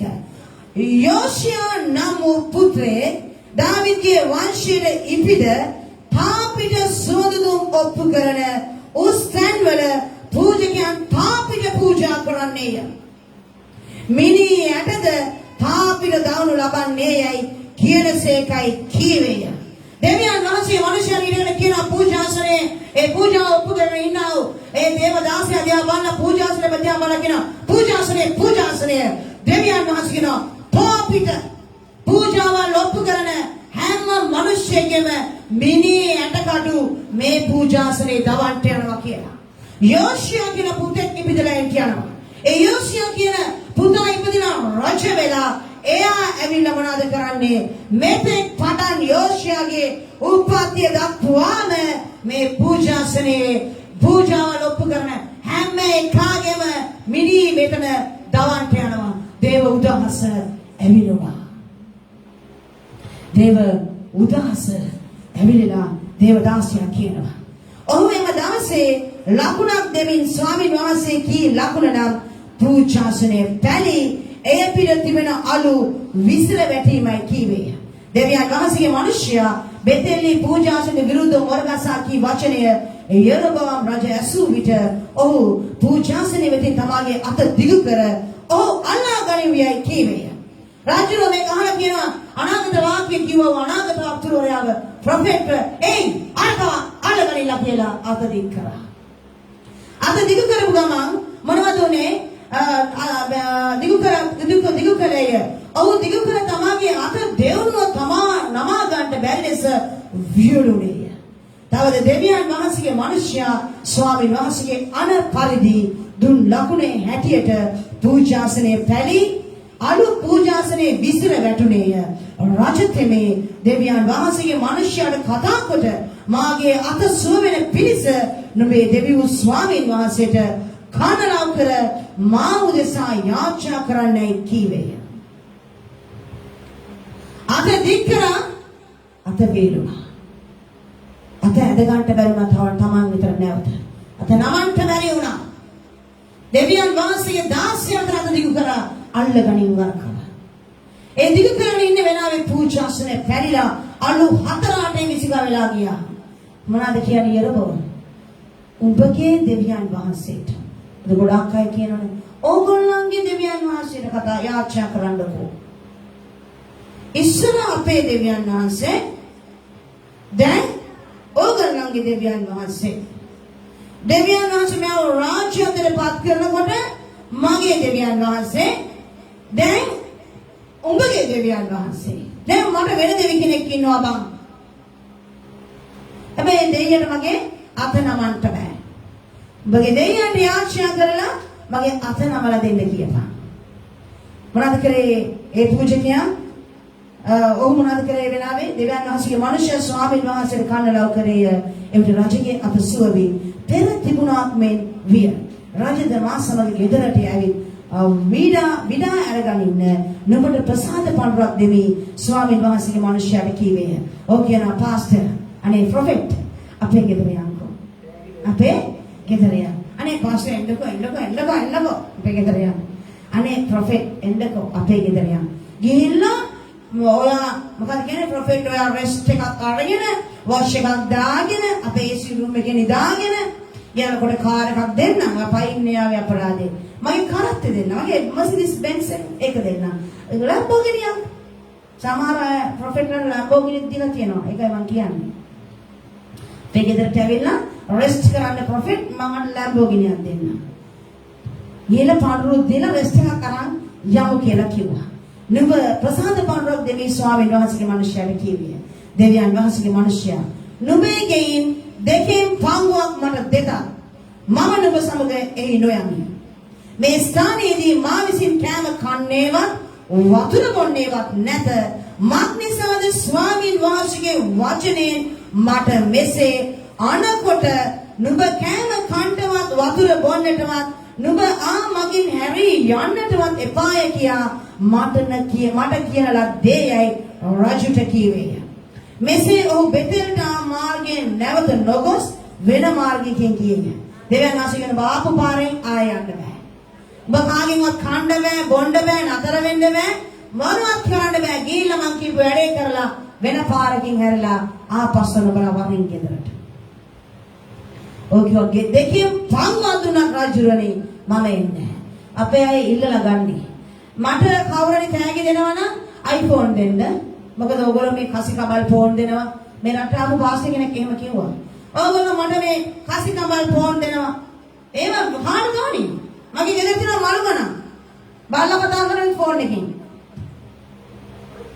ඒ නිසා දෙනවා නම් iPhone දෙන්න. දෙනවා නම් iPad දෙන්න. කම්පියුටර් දෙනවා නම් මොනවද කරන්නේ ලැප්ටොප් එක දෙනවා නම් i වලින් දෙන්න. වෙන අකුරු වලින් එපා. එහෙම ඒවා දෙන්න. නැත්තම් එන්නේ නෑ මම. එන්න කලින් පඳුර ඉල්ලලා ඉන්නේ. වඩින්නේ පඳුර ඉල්ලලා තමයි. බැරි වෙනවම දෙන්න ඉන්න එක Samsung එකක් දෙන්න ඉන්න ඌ iPhone එකක් දෙන්න ඕනේ. සමහර මිනිස්සුකින් ඉල්ලනත් අරගෙන තියෙනවා. මෙයාට දෙවියන් වහන්සේ කියපු දේ කරා. ඔයගොල්ලෝ එම දීපු අය ගැන දැන් මතක තියාගන්න මේ වචනේත් එක්ක කල්පනා කරලා බලන්න මොන වගේ අනාගත වක්තෘවරුද මොන වගේ දේවදාසියෝද කාගේ අණ පිටින් ආපු අයද කවුද මේගොල්ලෝ මෙහෙවන්නේ කොයිද මේගොල්ලන්ට උපදෙස් ලැබෙන්නේ කියලා ඔබ තීරණය කරන්න මම තීරණය කරන්නේ නැහැ ඒක මම කියනවා වචනේ තියෙන එක මම කියන්නේ අද මට වයිලත් එපා පුතේ මම කියන්නේ වචනේ තියෙන එක මම කියන්නේ මම දන්න සත්‍යය කාදර නීතිය ගැනවත් ඇත්ත කියන්න එපා කියලා එදාට ඉතින් ඇත්ත කියලා කරුන් හරි කණ්ඩ වෙනවා මොකද ඇත්ත කියන්න එපා කියලා නීති ගෙනවා කියලා මම බොරු කියන්නේ මොනවද කරන්නේ? ඔහු මාර්ගයෙන් ගියේය. බෙතෙල්හි මහලු ප්‍රොෆෙත කෙනෙක් වාසය කළේය. ඔහුගේ පුත්‍රයන්ගෙන් එක්කෙනෙක් ඇවිත් දෙවියන් වහන්සේගේ මිනිසයා එදා බෙතෙල්හි කළ සියලු ක්‍රියාවන් ඔහුට කීයේය. ඔහු විසින් රජුට කී වචනද ඔහු තමන්ගේ පියාට කීවෝය. ඔහුගේ පියා ඔහු කොයි මගින් ගියේදයි ඔවුන්ගෙන් ඇසුවේය. යුදායේ සිට දෙවියන් වහන්සේගේ මිනිසයාගේ මාර්ගය ඔහුගේ පුත්‍රයන් විසින් දක්නා ලද්දේ. නාකි ප්‍රොෆෙට් කෙනෙක් ඉන්නවා. නාකි අනාගත වක්තෘ කෙනෙක් ඉන්නවා බෙතෙල් වල. දැන් නාකි අනාගත වක්තෘ පාප්පලා ඉන්නවා. එතකොට ලොකු තාත්තලා මහා අප්පලා බාප්පලා ඉන්නවා. අනාගත වාක්‍ය කියනවා. පොඩක් නාකි අනාගත වක්තෘ වරුන්ගෙන් පොඩක් පරිස්සම් වෙන්න. මම නෙමෙයි කියන්නේ වචනේ කියන්නේ. කාගෙන්ද? නාකි අනාගත වක්තෘවරුන්ගේ පරිස්සම් වෙන්න. මම හිතනවා මේ තරුණයා මේ අනාගත වක්තෘවරයා තරුණයෙක් වෙන්න ඇති කියලා. මෙතන මහලු කියන්නේ අරයා තරුණෙ හින්දානේ. මේ ඒ අනාගත වක්තෘවරුන්ගේ නම දන්නෙත් නැහැ, මෙයාගේ නම මම දන්නෙත් නැහැ. ඇයි දන්නේ නැත්තේ? වචනේ ලියලා නැහැ. සිස්ටර් දන්නේ නැද්ද බයිබලේ? දන්නවා. බයිබලේ ලියලා නැහැ ඒගොල්ලන්ගේ නම. ඒ නිසා මම දන්නේ නැහැ. මගෙන් ඒ ගැන අහන්න එපා. මොනවද කියන්නේ? මහලු ප්‍රොෆෙත කෙනෙක් වාසය කළේය. එයාගේ පුතු දෙන ඇවිල්ලා කියනවා තාත්තේ අද ඔයා දන්නවද මොනවද උනේ කියලා. කොහෙන්ද ආව තරුණ ප්‍රොෆෙටවරේ අපේ රජතුමා යරෝබෝම් පූජාසනේ පූජාව ඔප්පු කරනකොටම මෙන්න මේ විදියට ඔව් කතා කරා. රජතුමාගේ අත දිගෑරියා වේලිලා ගියානි තාත්තේ. රජතුමාට අත නමා ගන්න බැරි වුණා. ඔබ කොහොමද කියන්නේ කියලා රස කරලා කල්පනා කරලා බලන්න. සිද්ධියක් ගෙදරට කියලා වයිෆ්ට කියනවා දන්නවද අද මොනවද උනේ කියලා. මිනිස්සේ කාම මෙහෙම කතා කරා අත නමා ගන්න බැරි වුණා. ඉතින් ඊට පස්සේ අර ආපු ප්‍රොෆෙට් කොහෙන්ද? ඇමරිකාවෙන් ආපු ප්‍රොෆෙට්වරයා. අප්‍රිකාවෙන් ආපු ප්‍රොෆෙට් ඉන්නේ. එයා අත දිගාරගෙන හිටපු අර පූජකයාට යාචනා කරපු ගමන් මත නැමුණානේ. එනවා අනාගත වතුර වරේක්ම වෙන්න ඇති. කොයි පැත්තෙන් දන්නේ නේද කී අපේ පුත. ඉතින් පොඩ්ඩක් ප්‍රොෆෙට් ගෙන්නගෙන මගේ අනාගතය ගැන පොඩ්ඩක් අහගන්න ඕනේ. ළමයිගේ ෆියුචර් එක ගැන පොඩ්ඩක් අහගන්න ඕනේ. මගේ බිස්නස් එක හොදට යයිද දන්නේ නැහැ නේ. ප්‍රොෆෙට් ගෙන් පොඩ්ඩක් අහගන්න ඕනේ. ඉක්මනට කියමන් පුතේ. අනාගත වස්තුතුමා කොයි පැත්තටද ගියේ? මේ පැත්තටද ගියේ? අර පැත්තටද ගියේ? ගණන් මගේ කාර් එක. ටග්ගා නැතිකම ස්ටාර්ට් කරපන්. නැග්ගා මෙනාගේ ප්‍රොෆෙට්වරයා ඔහුගේ වාහනේ. මොනවද කරේ මිනිස්සුගේ මාර්ගයෝගේ පුදුන් දක්නාලද්දේ මට කොටඩුව සූදානම් කරපල්ලා. කාර් එක ස්ටාර්ට් කරපල්ලා. යන්නමනේ ප්‍රොෆෙට්ගේ පස්සේ. දැන් මේකේ ඒ කාලේ කොටඩුවක් කියන්නේ වාහනේ තමයි ඒගොල්ලන්ගේ. මොනවද කිය කරපල්ලා කියලා කියන්නේ මම දන්නේ කරලා දීපල්ලා. ඔහු තමාගේ පුත්‍රයන්ට කියේ ඔහුට කොටලුව සූදානම් කර දුන් විට ඔහු ඌපුට නැගී දෙවියන් වහන්සේගේ මිනිසයා පස්සේ ගොස් ඔහු ආන ගහක් යට ඉන්නවා දැක. මොනවද කරන්නේ? මෙයාට දෙවියන් වහන්සේ යන්න එපා කිව්ව මාර්ගයේ මෙයා ගිහිල්ලා ඊට වෙහෙස ඇති. පයින්මාව කණ්ඩත් එපා කිව්වා ස්වාමීන් වහන්සේ. බොණ්ඩත් එපා කිව්වා. කාගේවත් ගෙවල් වලට යන්නත් එපා කිව්වා. අඩුම ගානේ දෙන වතුර කෝප්පයක් ඉල්ලගෙන මගදී බීපන් ඒකත් එපා කිව්වා. දෙන කෑම ටිකක් අඩුම ගානේ අරගෙන ගිහිල්ලා ඔබ කොහේ හරි මග වහඩ වෙලා කාපන් එහෙමත් එපා කිව්වා. බඩගින්නේම ගිහිල්ලා බඩගින්නේම එන්න ඕනි. මිනිස්සෙක්නේ. එයාට වෙහසයි. එයා මොකද කරේ? ආරෝණ ගහක් යට වාඩි වෙලා විවේකීව ඉන්නවා. මේ නාකි ප්‍රොෆෙට්වරයාට හම්බ වුණා. හම්බෙන මොනවද මිනිස්සයා පස්සේ සෝවාන් ගහක් යටින්නවා දැක යුදාසිට ආ දෙවියන් වහන්සේගේ මිනිස්සයා නුඹදයි ඔහුගෙන් නැසී. මේ excuse me ඔයාද යුදා ඉඳලා ආපු ප්‍රොෆෙට්? අකිනෝ මම තමයි. yes it's me.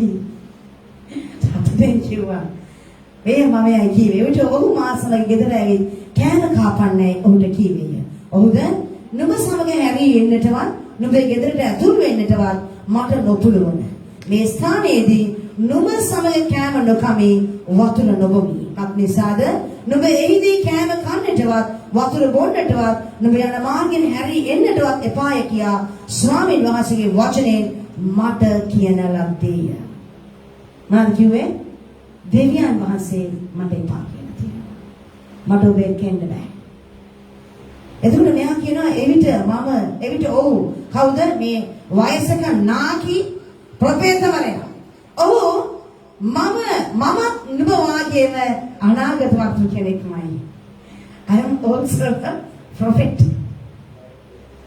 I am also a prophet like you. So we are buddies. Hello prophet. Hello, I am also a prophet. Hello pastor. අපි කාට හරි බ්‍රදර් කියලා කිව්වොත් මම පාස්ටර් කෙනෙක්.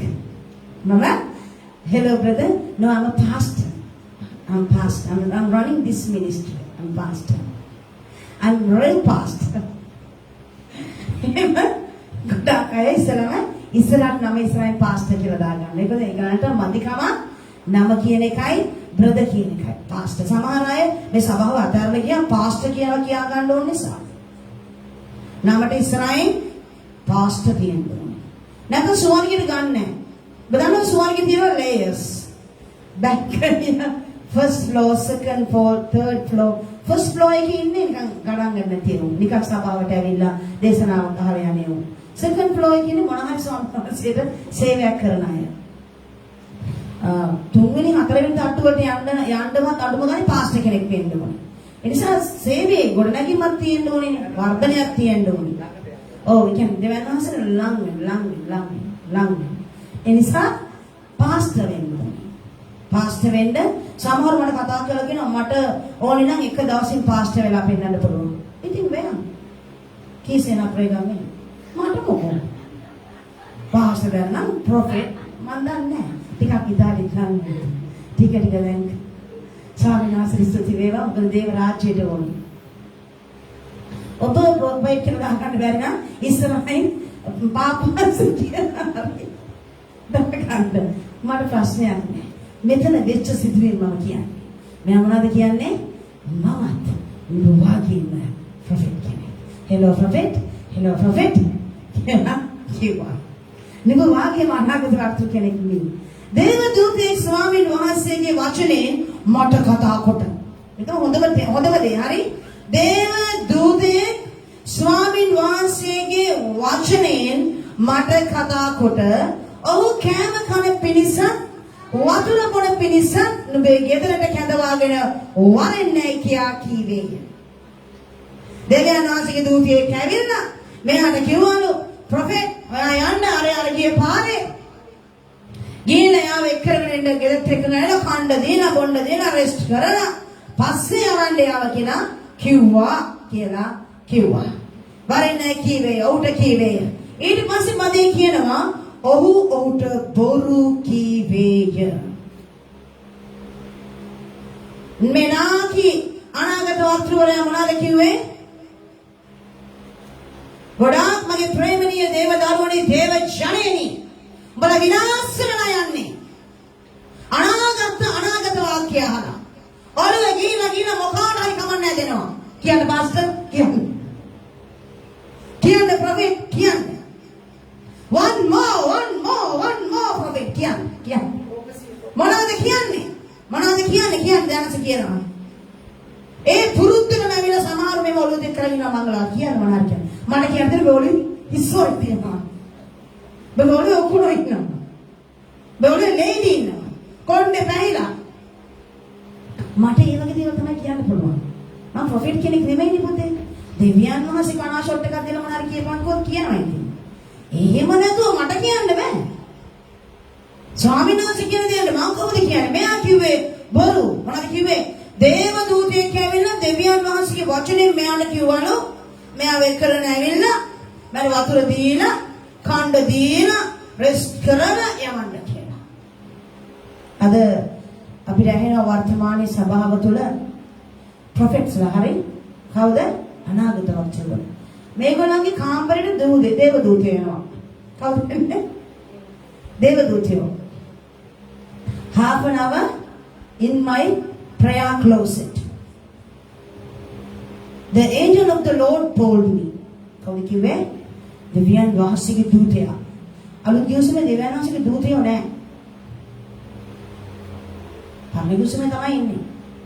දෙවියන් වහන්සේගේ දූතයා කියලා ගොඩක් තැන්වල කතා කරන්නේ පරලෝකයේ සුන්දර යේසුස් වහන්සේ. මාංශවත් නෝ යේසුස් වහන්සේ. දේව දූතයෙක් ඇවිල්ලා මෙයාත් එක්ක කාමරේ වාඩි වෙලා පැය භාගයක් කතා කරගෙන ඉන්නවා. අපිත් මෙච්චර කාලයක් අපේ අම්මා ගැලිම ලැබලා තාත්තා ගැලිම ලැබලා අත්මුතු පරම්පරාව ගැලිම ලැබලා අපි සේවය කළා දරුවන්වත් ඒ කියලා දේව දූතයෙක් ලාවඩවත් පෙන්නේ නැහැ. අපිට කතා කරන්නේ සබෑ කියන අපිට කතා අපි පවකාර නිසා මම කතා කරන්න ඕනේ කියලා මම කියන්නේ. හැබැයි සමහර අයත් එක්ක බුදුන් විදිහට කතා කරනවා. මට මේ පෙරදා දරුවෙක් කතා කරලා කිව්වා මේ ලංකාවේ ගොඩක් ප්‍රොෆෙට්ස්ලා වෙහි බෑලා හොඳේ. එක ප්‍රොෆෙට් කෙනෙක්ගේ සර්විස් එකේ දැන් වර්ෂිප් එකේ අහගෙන ඉන්නකොට එකපාරම ඒ ප්‍රොෆෙට් වරයා දුවනවල පූජාසනෙට. ඇවිල්ලා හොව් මට දෙවියන් වහන්සේ සුදාත්මයන් වහන්සේ මේ වෙලාව මඟ පෙන්නනවා. සුදාත්මයන් වහන්සේ මට මඟ පෙන්නනවා. සුදාත්මයන් වහන්සේ මට මේ වෙලාවේ කියනවා අපේ අර පහළ බිල්ඩින් හදන්න බ්ලොක් ගාල් ගෙනත් තියෙන්නේ. ඒ බ්ලොක් ගාල් ටික ඔක්කොම ගිහිල්ලා උඩට ගෙනල්ලා දාන්න කියලා. අදගෙන උඩට ගෙනල්ලා ආගෙන බ්ලොක් ගාල් 10 දෙනාද මම දන්නේ ඒ ටික අදලා ගෙනල්ලා දාන්න කියන උඩට. මේගොල්ලෝ සභාව හදනවා. ඒ නිසා මේ ප්‍රොෆෙට් සුදාත්මයන් වහන්සේ එක්ක පාර නමස්කාර කරලා කතා කරලානේ. මුගේ කියපා නමස්කාර කරන ළමයින්ට අර පල්ලෙහා දෙන බ්ලොග් ගාල් ටික බලපන්. ඕකෙන් උඩට දාන්න කියපන් කියලා. ඊට පස්සේ මේ නමස්කාර කරන ළමයි ඔක්කොම ගේලා ගඩොල් ඇදලා. ස්වාමීන් වහන්සේ කරන නමස්කාරයේ බැහැරව ගිහිල්ලා මිනිස්යා අතින් සාදන දෙවියන් වහන්සේට කියලා තමන්ගේ පරම්පරාවට අදාගන්න මේ දේව මාලිගාවට ගඩොල් ටික අදින්න කියලා. කට්ටියම ගිහිල්ලා ගඩොල් ඇදලා ඇවිල්ලා සුද්ධාත්මයන් වහන්සේ කිව්වේ කොහොමද කී කරන්නේ නැතු වෙන්නේ? අපේ උන්ට කියන්න ඕනේ බලන්න අතන තියෙන පුටුව කරා මෙතෙන් තියෙන්න කියලා. මූණ මේන්. අර පුටුවේ මේ පුටුවට වාඩි වෙන්න කියලා. මූණ මේන්. ඔයාලට නෙමෙයි. දැන් ඒගොල්ලෝ නෑ මේ. ඒගොල්ලෝ ගිහින්. බාර වැඩි හින්දා. ඊට පස්සේ එයා ඇවිල්ලා කියනවලු ලක්ෂයක් විතර යන වැඩක්. මොකද්ද? ගඩොල් ටික කාවත් දාලා අද ගන්නවා නම් ලක්ෂයක් යන වැඩක්. සුද්ධාත්මයන් වහන්සේ නිසා ලක්ෂය වේරුණා. දැන් වෙලාවට ළමයි ටික දාලා ගල් ටික අදගත්තේ. පුදුම විදිහට පුතේ මේ සුද්ධාත්මයන් වහන්සේ කතා කරන්නේ. පුදුම දේවල් කියන්නේ. ගඩොල් ටික අදගනි. ගෙදර වරන් ටික හොදගනි.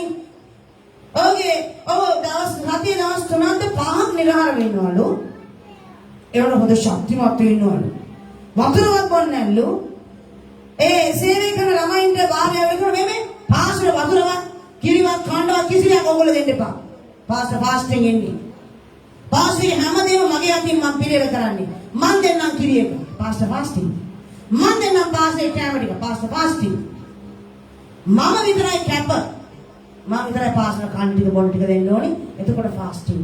ඒත් ෆාස්ටිං. වයිෆ් නේ දෙන්නේ. මේ වගේ අනාගත වක්තෘවරු පිටිපස්සේ සභාව ලංකාවේ සභාව පුතේ විනාශයට ගිහිල්ලා විනාශයේ පිට විනාශය මනුෂ්‍යයන්ගේ ජීවිතවලට ඇවිත් වෙනවා. නමුත් මනුෂ්‍යයන්ගේ ඇස්සෙන්නේ නැහැ. ඔබට කාට හරි නමස්කාරය මෙතන මෙහෙම ඉන්නකොට මම කිව්වොත් ඔබට පුතේ මගේ ගෙදර බලන් ටික හොදන්න බැරි නෝ පුතේ. ඊයරේ කාපු බලන් ටික ඔක්කොම තාම සීක් එකේ. මට සුද්ධාත්මයන් වහන්සේ කියනවා අනේ පුතේ කාර් එකේ අතට පාස්ට් එක අරන් ගිහිල්ලා බලන් ටික හොදලා එන්න පුතේ. අනේ පුතේ එන ගමන් අපේ වොෂින් මැෂින් එක දාලා තියෙන්නේ. ඒකෙන් රෙදි ටිකක් අරගෙන බෑටරක් වහලා ඉන්න. පුතේ ඔයාලට මට සුද්ධාත්මයන් වහන්සේ මේලා මග පෙන්නනවා. අපේ ගෙදර ගිහිල්ලා රෙදි ටික අයින් කරලා ඉන්න බෑද පාස්ට් එකේ ෂර්ට් ටිකක් දෙනවා අයින් කරන්න. යනවද? යනවද? ඒවයි කතාවක් තියෙනවා කියනවා. අපේ මොයි ගිය සභාවක දැන් උන් ඉතියේ අවශ්‍ය කරන්නේ කිය ගෙදර පාස්ට් එක ගෙදර වැඩ කරන කෙනා. අපි ඊළඟ වතාවේ කියනවාද? පාස්ටර් එයාට ගිහලා සේවිස් එක වෙලාවේදී උරන්නේ එයාගේ ගෙදර පාස්ටර් එක ගෙදරට උරන්නේ කෑම දාලා ඉන්න කියලා. ඒ යද්දි මොකද නදුනේ රේල් පාර කරලා යන්න ඕනේ. මං රේල් පාර කරලා යද්දි පොලිසිය පාස්ටර් කියනවා පාස්ටර්ගේ ජීවිත අත්දැකීමක් ඔව් සම්බන්ධ සභාවක දේවදාසයා යම් මිනිහෙකුට කිව්වලු ඔහුගේ ගෙදර ඉන්න ඌරන්ට කියලා කෑම දාලා ඉන්න කියලා සර්විස් එක වෙලාවේදී දෙව මේ වෙලාවේදී අපේ ගෙදර ගිහලා ඌරන්ට කන්න දාලා ඉන්න කියලා. ඉතින් ඔව් ඌරන්ට කන්න දාන්න යනකොට රේල් පාරකින් පැනලා යන්න තියෙන්නේ. ඔවුන් රේල් පාර පයින්නකොට කෝච්චිය ඇවිල්ලා ඔහුට වැදිලා ඔහු හැප්පිලා ස්ථානෙන් මිය ගියා කියලා. මම අහන්නේ මගේ ප්‍රේමණීය දේවදරුවනි මේ මෙලෙස විවචනය ඔබට දැඩිව කතා කරන්න මගේ සිත නැහැ. මම කැමති නෑ. මම ආසයි ඔබගේ සිත රුදවන්නේ නැතුව කිසි කෙනෙක්ගේ හිත රිදෙන්නේ නැතුව දැනවාසික වචනේ කතා කරන්න මම කැමතියි. නමුත් ඔබගෙන් මම අහන්නේ ඔබ ඉන්නේ කොතනද? මොනවද කරගෙන ඉන්නේ? දෙවියන් වහන්සේ කතා කරනවා කියලා මම දැන් ඔබට කිව්වොත් ඊළ රෙදි හොදපන් අපේ ගෙදර වළං හොදපන් සුද්ධාත්මයන් වහන්සේ කියලා ඔබ යනවා. එසේ යන අයට මම කියනවා. ඔබ මට තියෙන ආදරයට පාස්ටර් තියෙන ආදරයට බයයි. යන්න එපා. ඔබ දේව මේකට සහභාගී වෙලා ඉන්න වෙලාවේ උතුම්ම කොටස ඔබ දෙවියන් වහන්සේ නමස්කාර කිරීමයි වචනේ ඇසීමයි. ඊට වඩා දෙයක් මේ පොළවේ නැහැ. මොනවද කියන්නේ දෙවියන් වහන්සේ වචනේ ස්වර්ගයෙන් ගලාති පළවෙනි පරිච්ඡේදයේ 8 වෙනි පදේ කියනවා අපි ඉක්මනට එක පෙරලගෙන කියමුද? කවුරු හරි 8 කියනවා අපි මේක කියවන්න ඕනේ. මොකද මමත් ආසයි දේශනාව ඉතා කෙටි කරන්න. නමුත් මේ දේවල් ඔබට කියන්නේ නැත්නම් කවුරු කියන්නද? අද ගොඩාක් අයට මේ දේවල් හරි දේ දෙන්නේ නැහැ. ඒ නිසා ඔබ වැව විනාශ වෙනවා. නමුත් අප විසින් බලන්න ප්‍රකාශ කළ සුභාරංචිය හැර වෙන සුභාරංචිය අපම ස්වර්ගයේ දේව දූතයෙක් බලන්න ප්‍රකාශ කරතොත් ඔව් ශාපලද්දෙක් වේවා. මොනවද කියන්නේ? අපි උඹලාට දේශනා කරන ඒ කියන්නේ අපි උඹලාට දේශනා කරන්නේ දෙවියන් වහන්සේගේ වචනයයි සුද්ධ වූ ලියවෙන්නයි පොත් 66කින් සමන්විතයි. මේ සුද්ධ ලියවිල්ලට අමතරව වෙනත් ඉගැන්වීමක් ස්වර්ගයෙන් දේව දූතයෙක් ඇවිල්ලා කිව්වොත් මේ මිනිස්සු මොනවද වල දේව දූතයෙක් කතා කරා. සුද්ධාත්මයන් වහන්සේ කතා කරා කියලා කිව්වම අපිට ගලාති පොතේ පාවුලතුමා අනතුරු අඟවලා තිබෙනවා. මෙවැනි කාලයන් නෙයි. දෙවියන් වහන්සේගේ ආත්මයන් වහන්සේ මට මඟ පෙන්නනවා. The spirit of the Lord is ministering to me. එක්තරා කාන්තාවක් දිහා බලලා කියනවා ප්‍රසිද්ධ අනාගත වක්තෘවරයෙක් ගුරුවරයෙක් ශ්‍රී ලංකාවේ එයාගෙන් ගිහින් අහනවා the spirit of the Lord is ministering to me. You are a virgin. Am I right? Yes, I am right. You are not married. Am I right? Yes, I am right. උඹ කන්‍යාවක් කියලා දෙවියන් වහන්සේ කියනවා. මම හරිද? දෙවියන් වහන්සේගේ ආත්මයන් වහන්සේ මට මේ වෙලාවේ මඟ පෙන්නන සහෝදරිය ඔබ ගැන. ඔබ කන්‍යාවක්. ඔව් මම හරිද? ඔව් මම හරි. ඔබ හරි. You are right prophet. ඔව් ඔබ හරි. ප්‍රොෆෙටතුමනි ඔබ තාම විවාහ වෙලා නැහැ. මම හරිද? ඔව් ඔබ හරි. ප්‍රොෆෙටතුමනි දෙවියන් වහන්සේ කියනවා ඔබට හොඳ ස්වාමිපුරුෂයෙක් දෙන්න යනවා කියලා වසර ගානකින් බැඳතු නැති එකට මිනිස්සෙක් දෙන්න නැතුව බං මොකෙන්ද දෙන්නද? ඔක ප්‍රොෆෙසි එකක්ද? ඒ ප්‍රොෆෙසි එකේ තියෙන ලොකුම සෙල්ලම මොකක්ද දන්නවද? ඒ ප්‍රොෆෙසි එක කියපු ළමයා මම දන්නවා. කාසාද වැදලා ඩිවෝස් වෙලා. කන්‍යාවක් නෙවෙයි එයා. ඒ දරුවට අපි උදේවස ගමන් යාච්චා කරන පවුල එකතු වෙන්න ඕනේ කියලා. මේ වගේ විහිළු වෙනවා. ඇයි එහෙනම් yes prophet කියලා ඔබ කිව්වේ? prophet ලැජ්ජාවටපත් වෙයි. මම yes කිව්වේ නැත්නම් prophet ලැජ්ජාවටපත් වෙයි. මේ විනාශයේ විපාකයේ කාපෙට දෙන්නේ මේ මිනිස්සු පිටත් වෙනවා. ඒක පිළිගන්නවා මිනිස්සු පිටත් වෙනවා. දේවදාසය ලැජ්ජ වෙයි කියලා ඔබ පිළිගන්නවා නම් බය වෙන්න බොරුකාරයෝ ඉන්නේ බොරු මිනිස්සු රැවටෙන තාක්කල්. මුඹ රැවටෙන තාක්කල් රැවටෙන මිනිස්සු ඉන්නවා. එහෙනම් අපි රැවටෙන්නේ නැතුව ඉන්න ඕනේ. දේව දූතෙක් මට ඇවිල්ලා කිව්වා. බෝ එක්කන් යන්න කියලා. දේව වචනේ කියනවා. මේ සුභාරංචිට පිටින් සුභාරංචිය. ස්වර්ගෙන් දේව දූතෙක් ඇවිල්ලා කිව්වා. ඔහු ශාපලත්ෙක්. එසේ කතා කරන මිනිස්සු ශාපලත්. මේ මිනිස්සයා මේ අහිංසක අනාගත වක්තවරයා මාද කරන්නේ කියන්නේ ඔහු බොරුය කිව්වේ මෙසේ ඔහු සමග හැරී ගොස් මෙයා විශ්වාස කළා. අච්චර වෙන ආවව ගමනේදී පුතේ බලන්න උඹ මොකද උනේ කියලා. ඔහු විශ්වාස කළා. මෙසේ ඔහු සමග හැරී ගොස් ඔහුගේ ගෙදර කෑමකා වතුර බීවේය. ඔහු මෙසේ හිඳින කල ඔහු ආපසු කැඳවාගෙන ආපු ප්‍රේත තැන වෙතට ස්වාමීන් වහන්සේ වචනේ පැමුණෙන්නේ. මේක බොරුකාරයෙක්ලු දෙවියන් වහන්සේ කතා කරේ නැල්ලු. හැබැයි දැන් දෙවියන් වහන්සේ උන්ට කතා කරනවා. දැන් දෙවියන් වහන්සේ කතා කළොත් අනාගත වාක්‍යයක් කියනවා. යුදාසිට ආවා දෙවියන් වහන්සේගේ මිනිස්යාට ඔහු මොරගසා මේ නාකි අනාගත වක්තවරයා දැන් මොරගසන තමන්ගේ ගෙදර කෑම කාගෙන බීගෙන මේ මිනිස්යාට කියනවා ස්වාමීන් වහන්සේ මෙසේ කියනසේක නුඹ ස්වාමීන් වහන්සේගේ වචනයට අකීකරව නුඹේ දෙවියන් ස්වාමීන් වහන්සේ නුඹට අනකල ආඥාව ආරක්ෂා නොකොට හැරී ඇවිත් යම් ස්ථානයකදී කෑම කන්නටවත් වතුර බොන්නටවත් එපාය කියා මා නුඹට කීසේද ඒ ස්ථානයේදී නුඹ කෑම කා වතුර බිව් නිසා නුඹේ මලකඳ නුඹේ පියවරුන්ගේ සෝන්ගෙට නොපැමිණෙන්නේ යයි කිය. තවද ඔහු බී පසු ඔහු විසින් ආපසු කැඳවාගෙන එන ලද ප්‍රොපෙර්දන්ට කොටුවා සූදානම් කරන දෙන ලද්දේය. ඔහු ගියායින් පසු මාර්ගයේදී සිංහයෙක් ඔහුට සම්භවී ඔහු මැරුණේය. අසාධාරණ නැද්ද? ඔයගොල්ලෝ හිතන්නේ නැද්ද ප්‍රොෆෙට් පවුල් බොරු කිව්වේ මේ නාකි අනාගත වක්තවරයා මැරෙන්න ඕනේ බොරු කියපේ කාණේ. අසාධාරණයි කියලා අපිට හිතෙන්නේ නැද්ද? මන්දල මට නම් වෙන් කියව හැම වෙලාවෙම හිතනවා හරි අසාධාරණයි. මැරෙන්න ඕනේ අර නාකි බොරු කියපු අනාගත වක්තවරයා.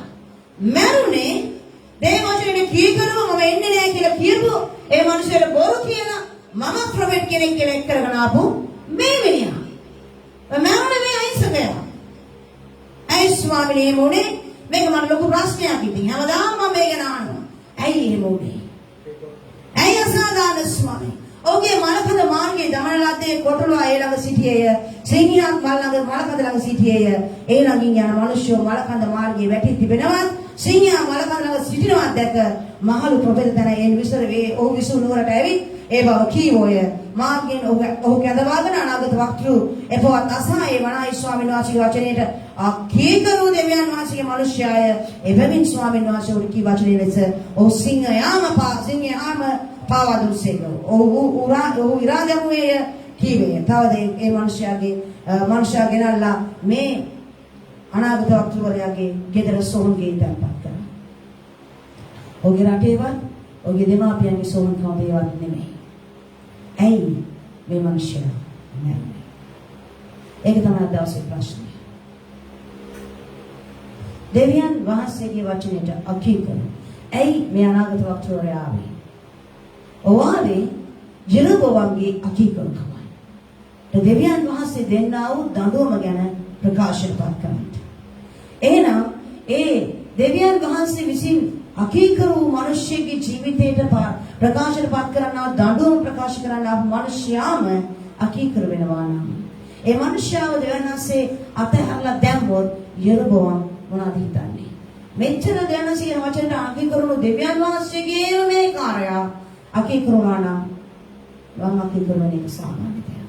එහෙනම් එහව අතහැරියුනේ දැන් සුමාවක් අතාරින්. මේ අනාගත වක්තෘවරයා නිකම්වත් ඇහුවේ නැහැ. ඒයි. ඔබ කියනවානේ ඔබ අනාගත වක්තෘවරයෙක් කියලා. ඔබ කොහෙද හිටියේ මෙච්චර කාලෙ? ඇයි ඔබ බෙතෙල් වලට ආවේ නැත්තේ ඔබ අනාගත වක්තෘවරයෙක් නා? ඇයි ඔබ මේ වැරදි පාප ක්‍රියාවට විරුද්ධව කතා කරේ නැත්තේ? ඇයි දෙවියන් වහන්සේ තොට කතා කරේ නැත්තේ? මට කතා කරේ ජුදා ඉඳලා මෙහෙ ඉන්න කියලා. ඔබ දෙවියන් වහන්සේගේ දාසයෙක් නා. අනාගත වක්තෘවරයෙක් නා. ඔබ කොහෙද හිටියේ? ඒව අහන්න අමතක වෙනවා අපිට. දෙවියන් වහන්සේ ඔබට අනාගත වාක්‍යයක් කියනවා නම් ප්‍රථම අනාගත වාක්‍යය ඔබ අඳුනගන්න වෙනවයි. දෙවියන් වහන්සේ ඔබට දීලා තිබෙන අනාගත වාක්‍ය කන්ෆර්ම් කරනවා තව අනාගත වක්තෘවරයෙක් කරනවා. You will get the confirmation. දැන් අසපොසේ වෙලක අදවලා තියෙනවා.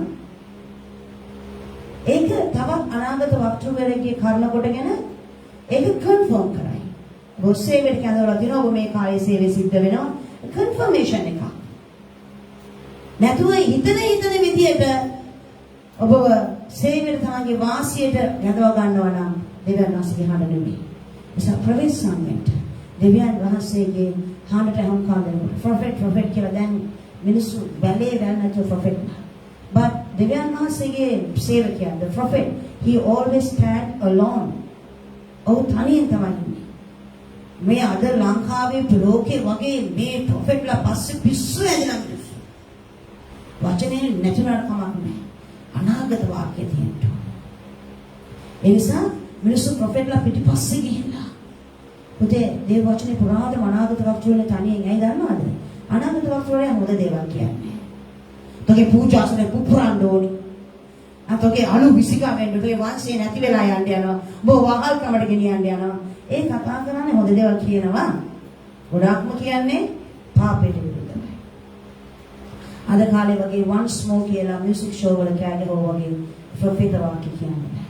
මෙවැනි ප්‍රොෆෙට් වරුන්ගෙන් පුළුවන් නම් කැමති නම් ගැලවෙන්න, අකමැති නම් කැමැත්තෙන් යන්න. තමයි. ඔබේ කැමැත්ත. නමුත් මේ ප්‍රොෆෙට් වරයා එසේ ඇසුවේ නැහැ. ඔබට අහන්න පුළුවන් එහෙනම් ඇයි දැන් ඉන්න ප්‍රොපෝසල් විනාශ වෙන්නේ නැත්තේ? මම කියවන්නේ යන්නේ අපිට පද විතරක් දෙන්නා මධ්‍යතුමාගේ සභාවංශයේ 11 වෙනි පරිච්ඡේදය 13 වෙනි පදේ ඔබ කියවලා බලන්න. දැන් අසි වචනේ කියනවා එක්තරා මිනිසෙක් ඔහුගේ වත්තේ හොඳ බීජ හිටෙව්වා.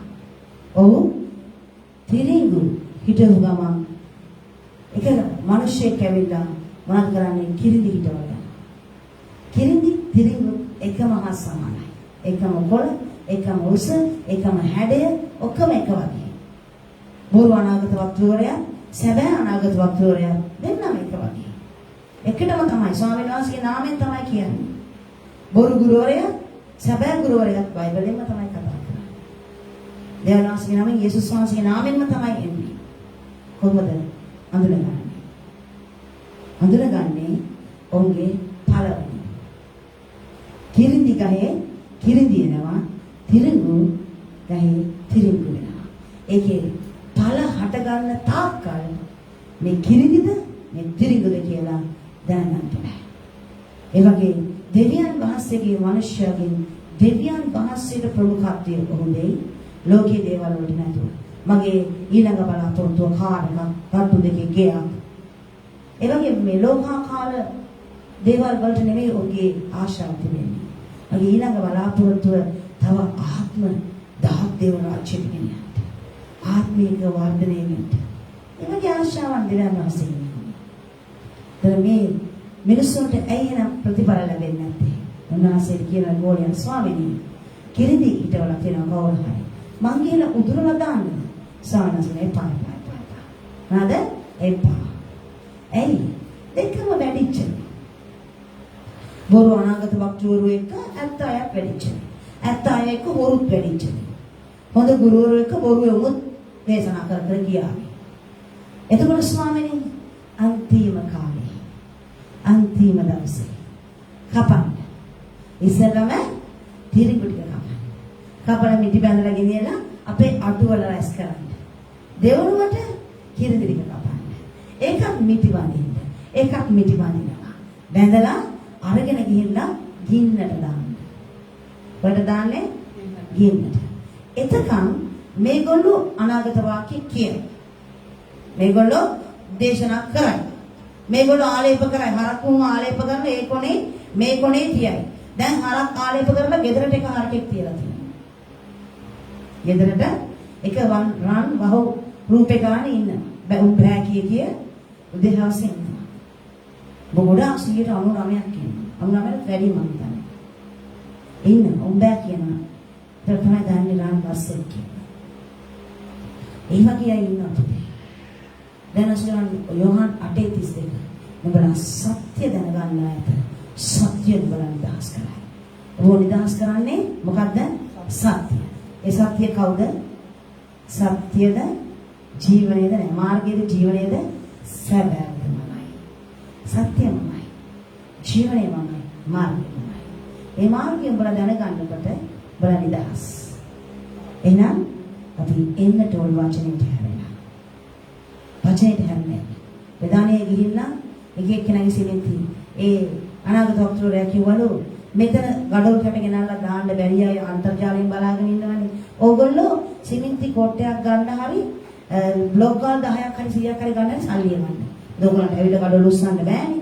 උදුරනේ ඉන්නේ. එහෙම හරි උදව් වෙන්න කියලා. ගොඩක් අය යවනවා. සිමෙන්ති කොට ගන්න. ගඩොල් ගන්න. සමහරට මට තමයි යන්න බැරි පුතේ ඔයා යන්න කියලා යවන ළමයිවත් කියනවා. දේව මෙහෙට නෙමෙයි. නමස්කාරෙට නෙමෙයි. වචනේ ඉගෙන ගන්න නෙමෙයි. ගඩොල් නදී.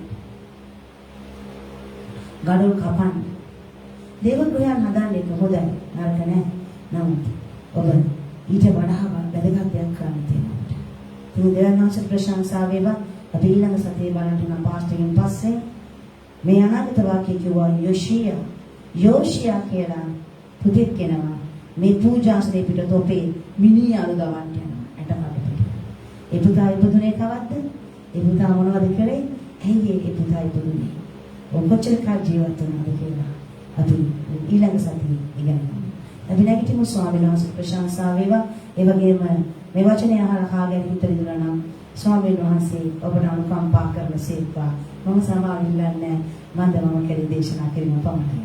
දෙවියන් වහන්සේට ආශිර්වාද කරන සේක්වා දවසේ දෙවියන් වහන්සේගේ ආත්මික ඇස්වලට කරන්ට ඕන කියලා ස්වාමීන් වහන්සේගෙන් මම ඉල්ලනවා. අපේ බොහෝසෙන් ප්‍රේම කරන ආදරණීය ජීවමාන ධර්මිෂ්ඨ දෙවියන් වහන්සේ කතා කරන්නේ ඔබ වහන්සේ නිසා අපට ස්තුතියි පියාණන්. මගේ දෙවියන් වහන්සේ ඔබගේ වචනේ කියනවා මගේ දෙවියන් වහන්සේ ස්වාමීනි මිනිස්යන්ගේ සිත පිනවන කතා වලින් නොවේ මගේ දෙවියන් වහන්සේ. මිනිස්යන්ගේ සිත් දිනා ගන්නට නොවේ මගේ පියාණනි. ඔබගේ වචනේ කියා තිබෙන දේ පමණක් අප කරන්නේ. දෙවි පියාණනි අපි දැක්කා ඒ දුක්ඛිත අවසානයේ දෙවියන් වහන්සේ ඔබගේ මිනිස්යාට. ඒ අනාගත වක්තවරයා ඔබගේ වචනේ කීකරු නොවේ ස්වාමීනි. අකීකරු උනාට වඩා බොරුවකට රැවටුණා වගේ දෙවියන් වහන්සේ.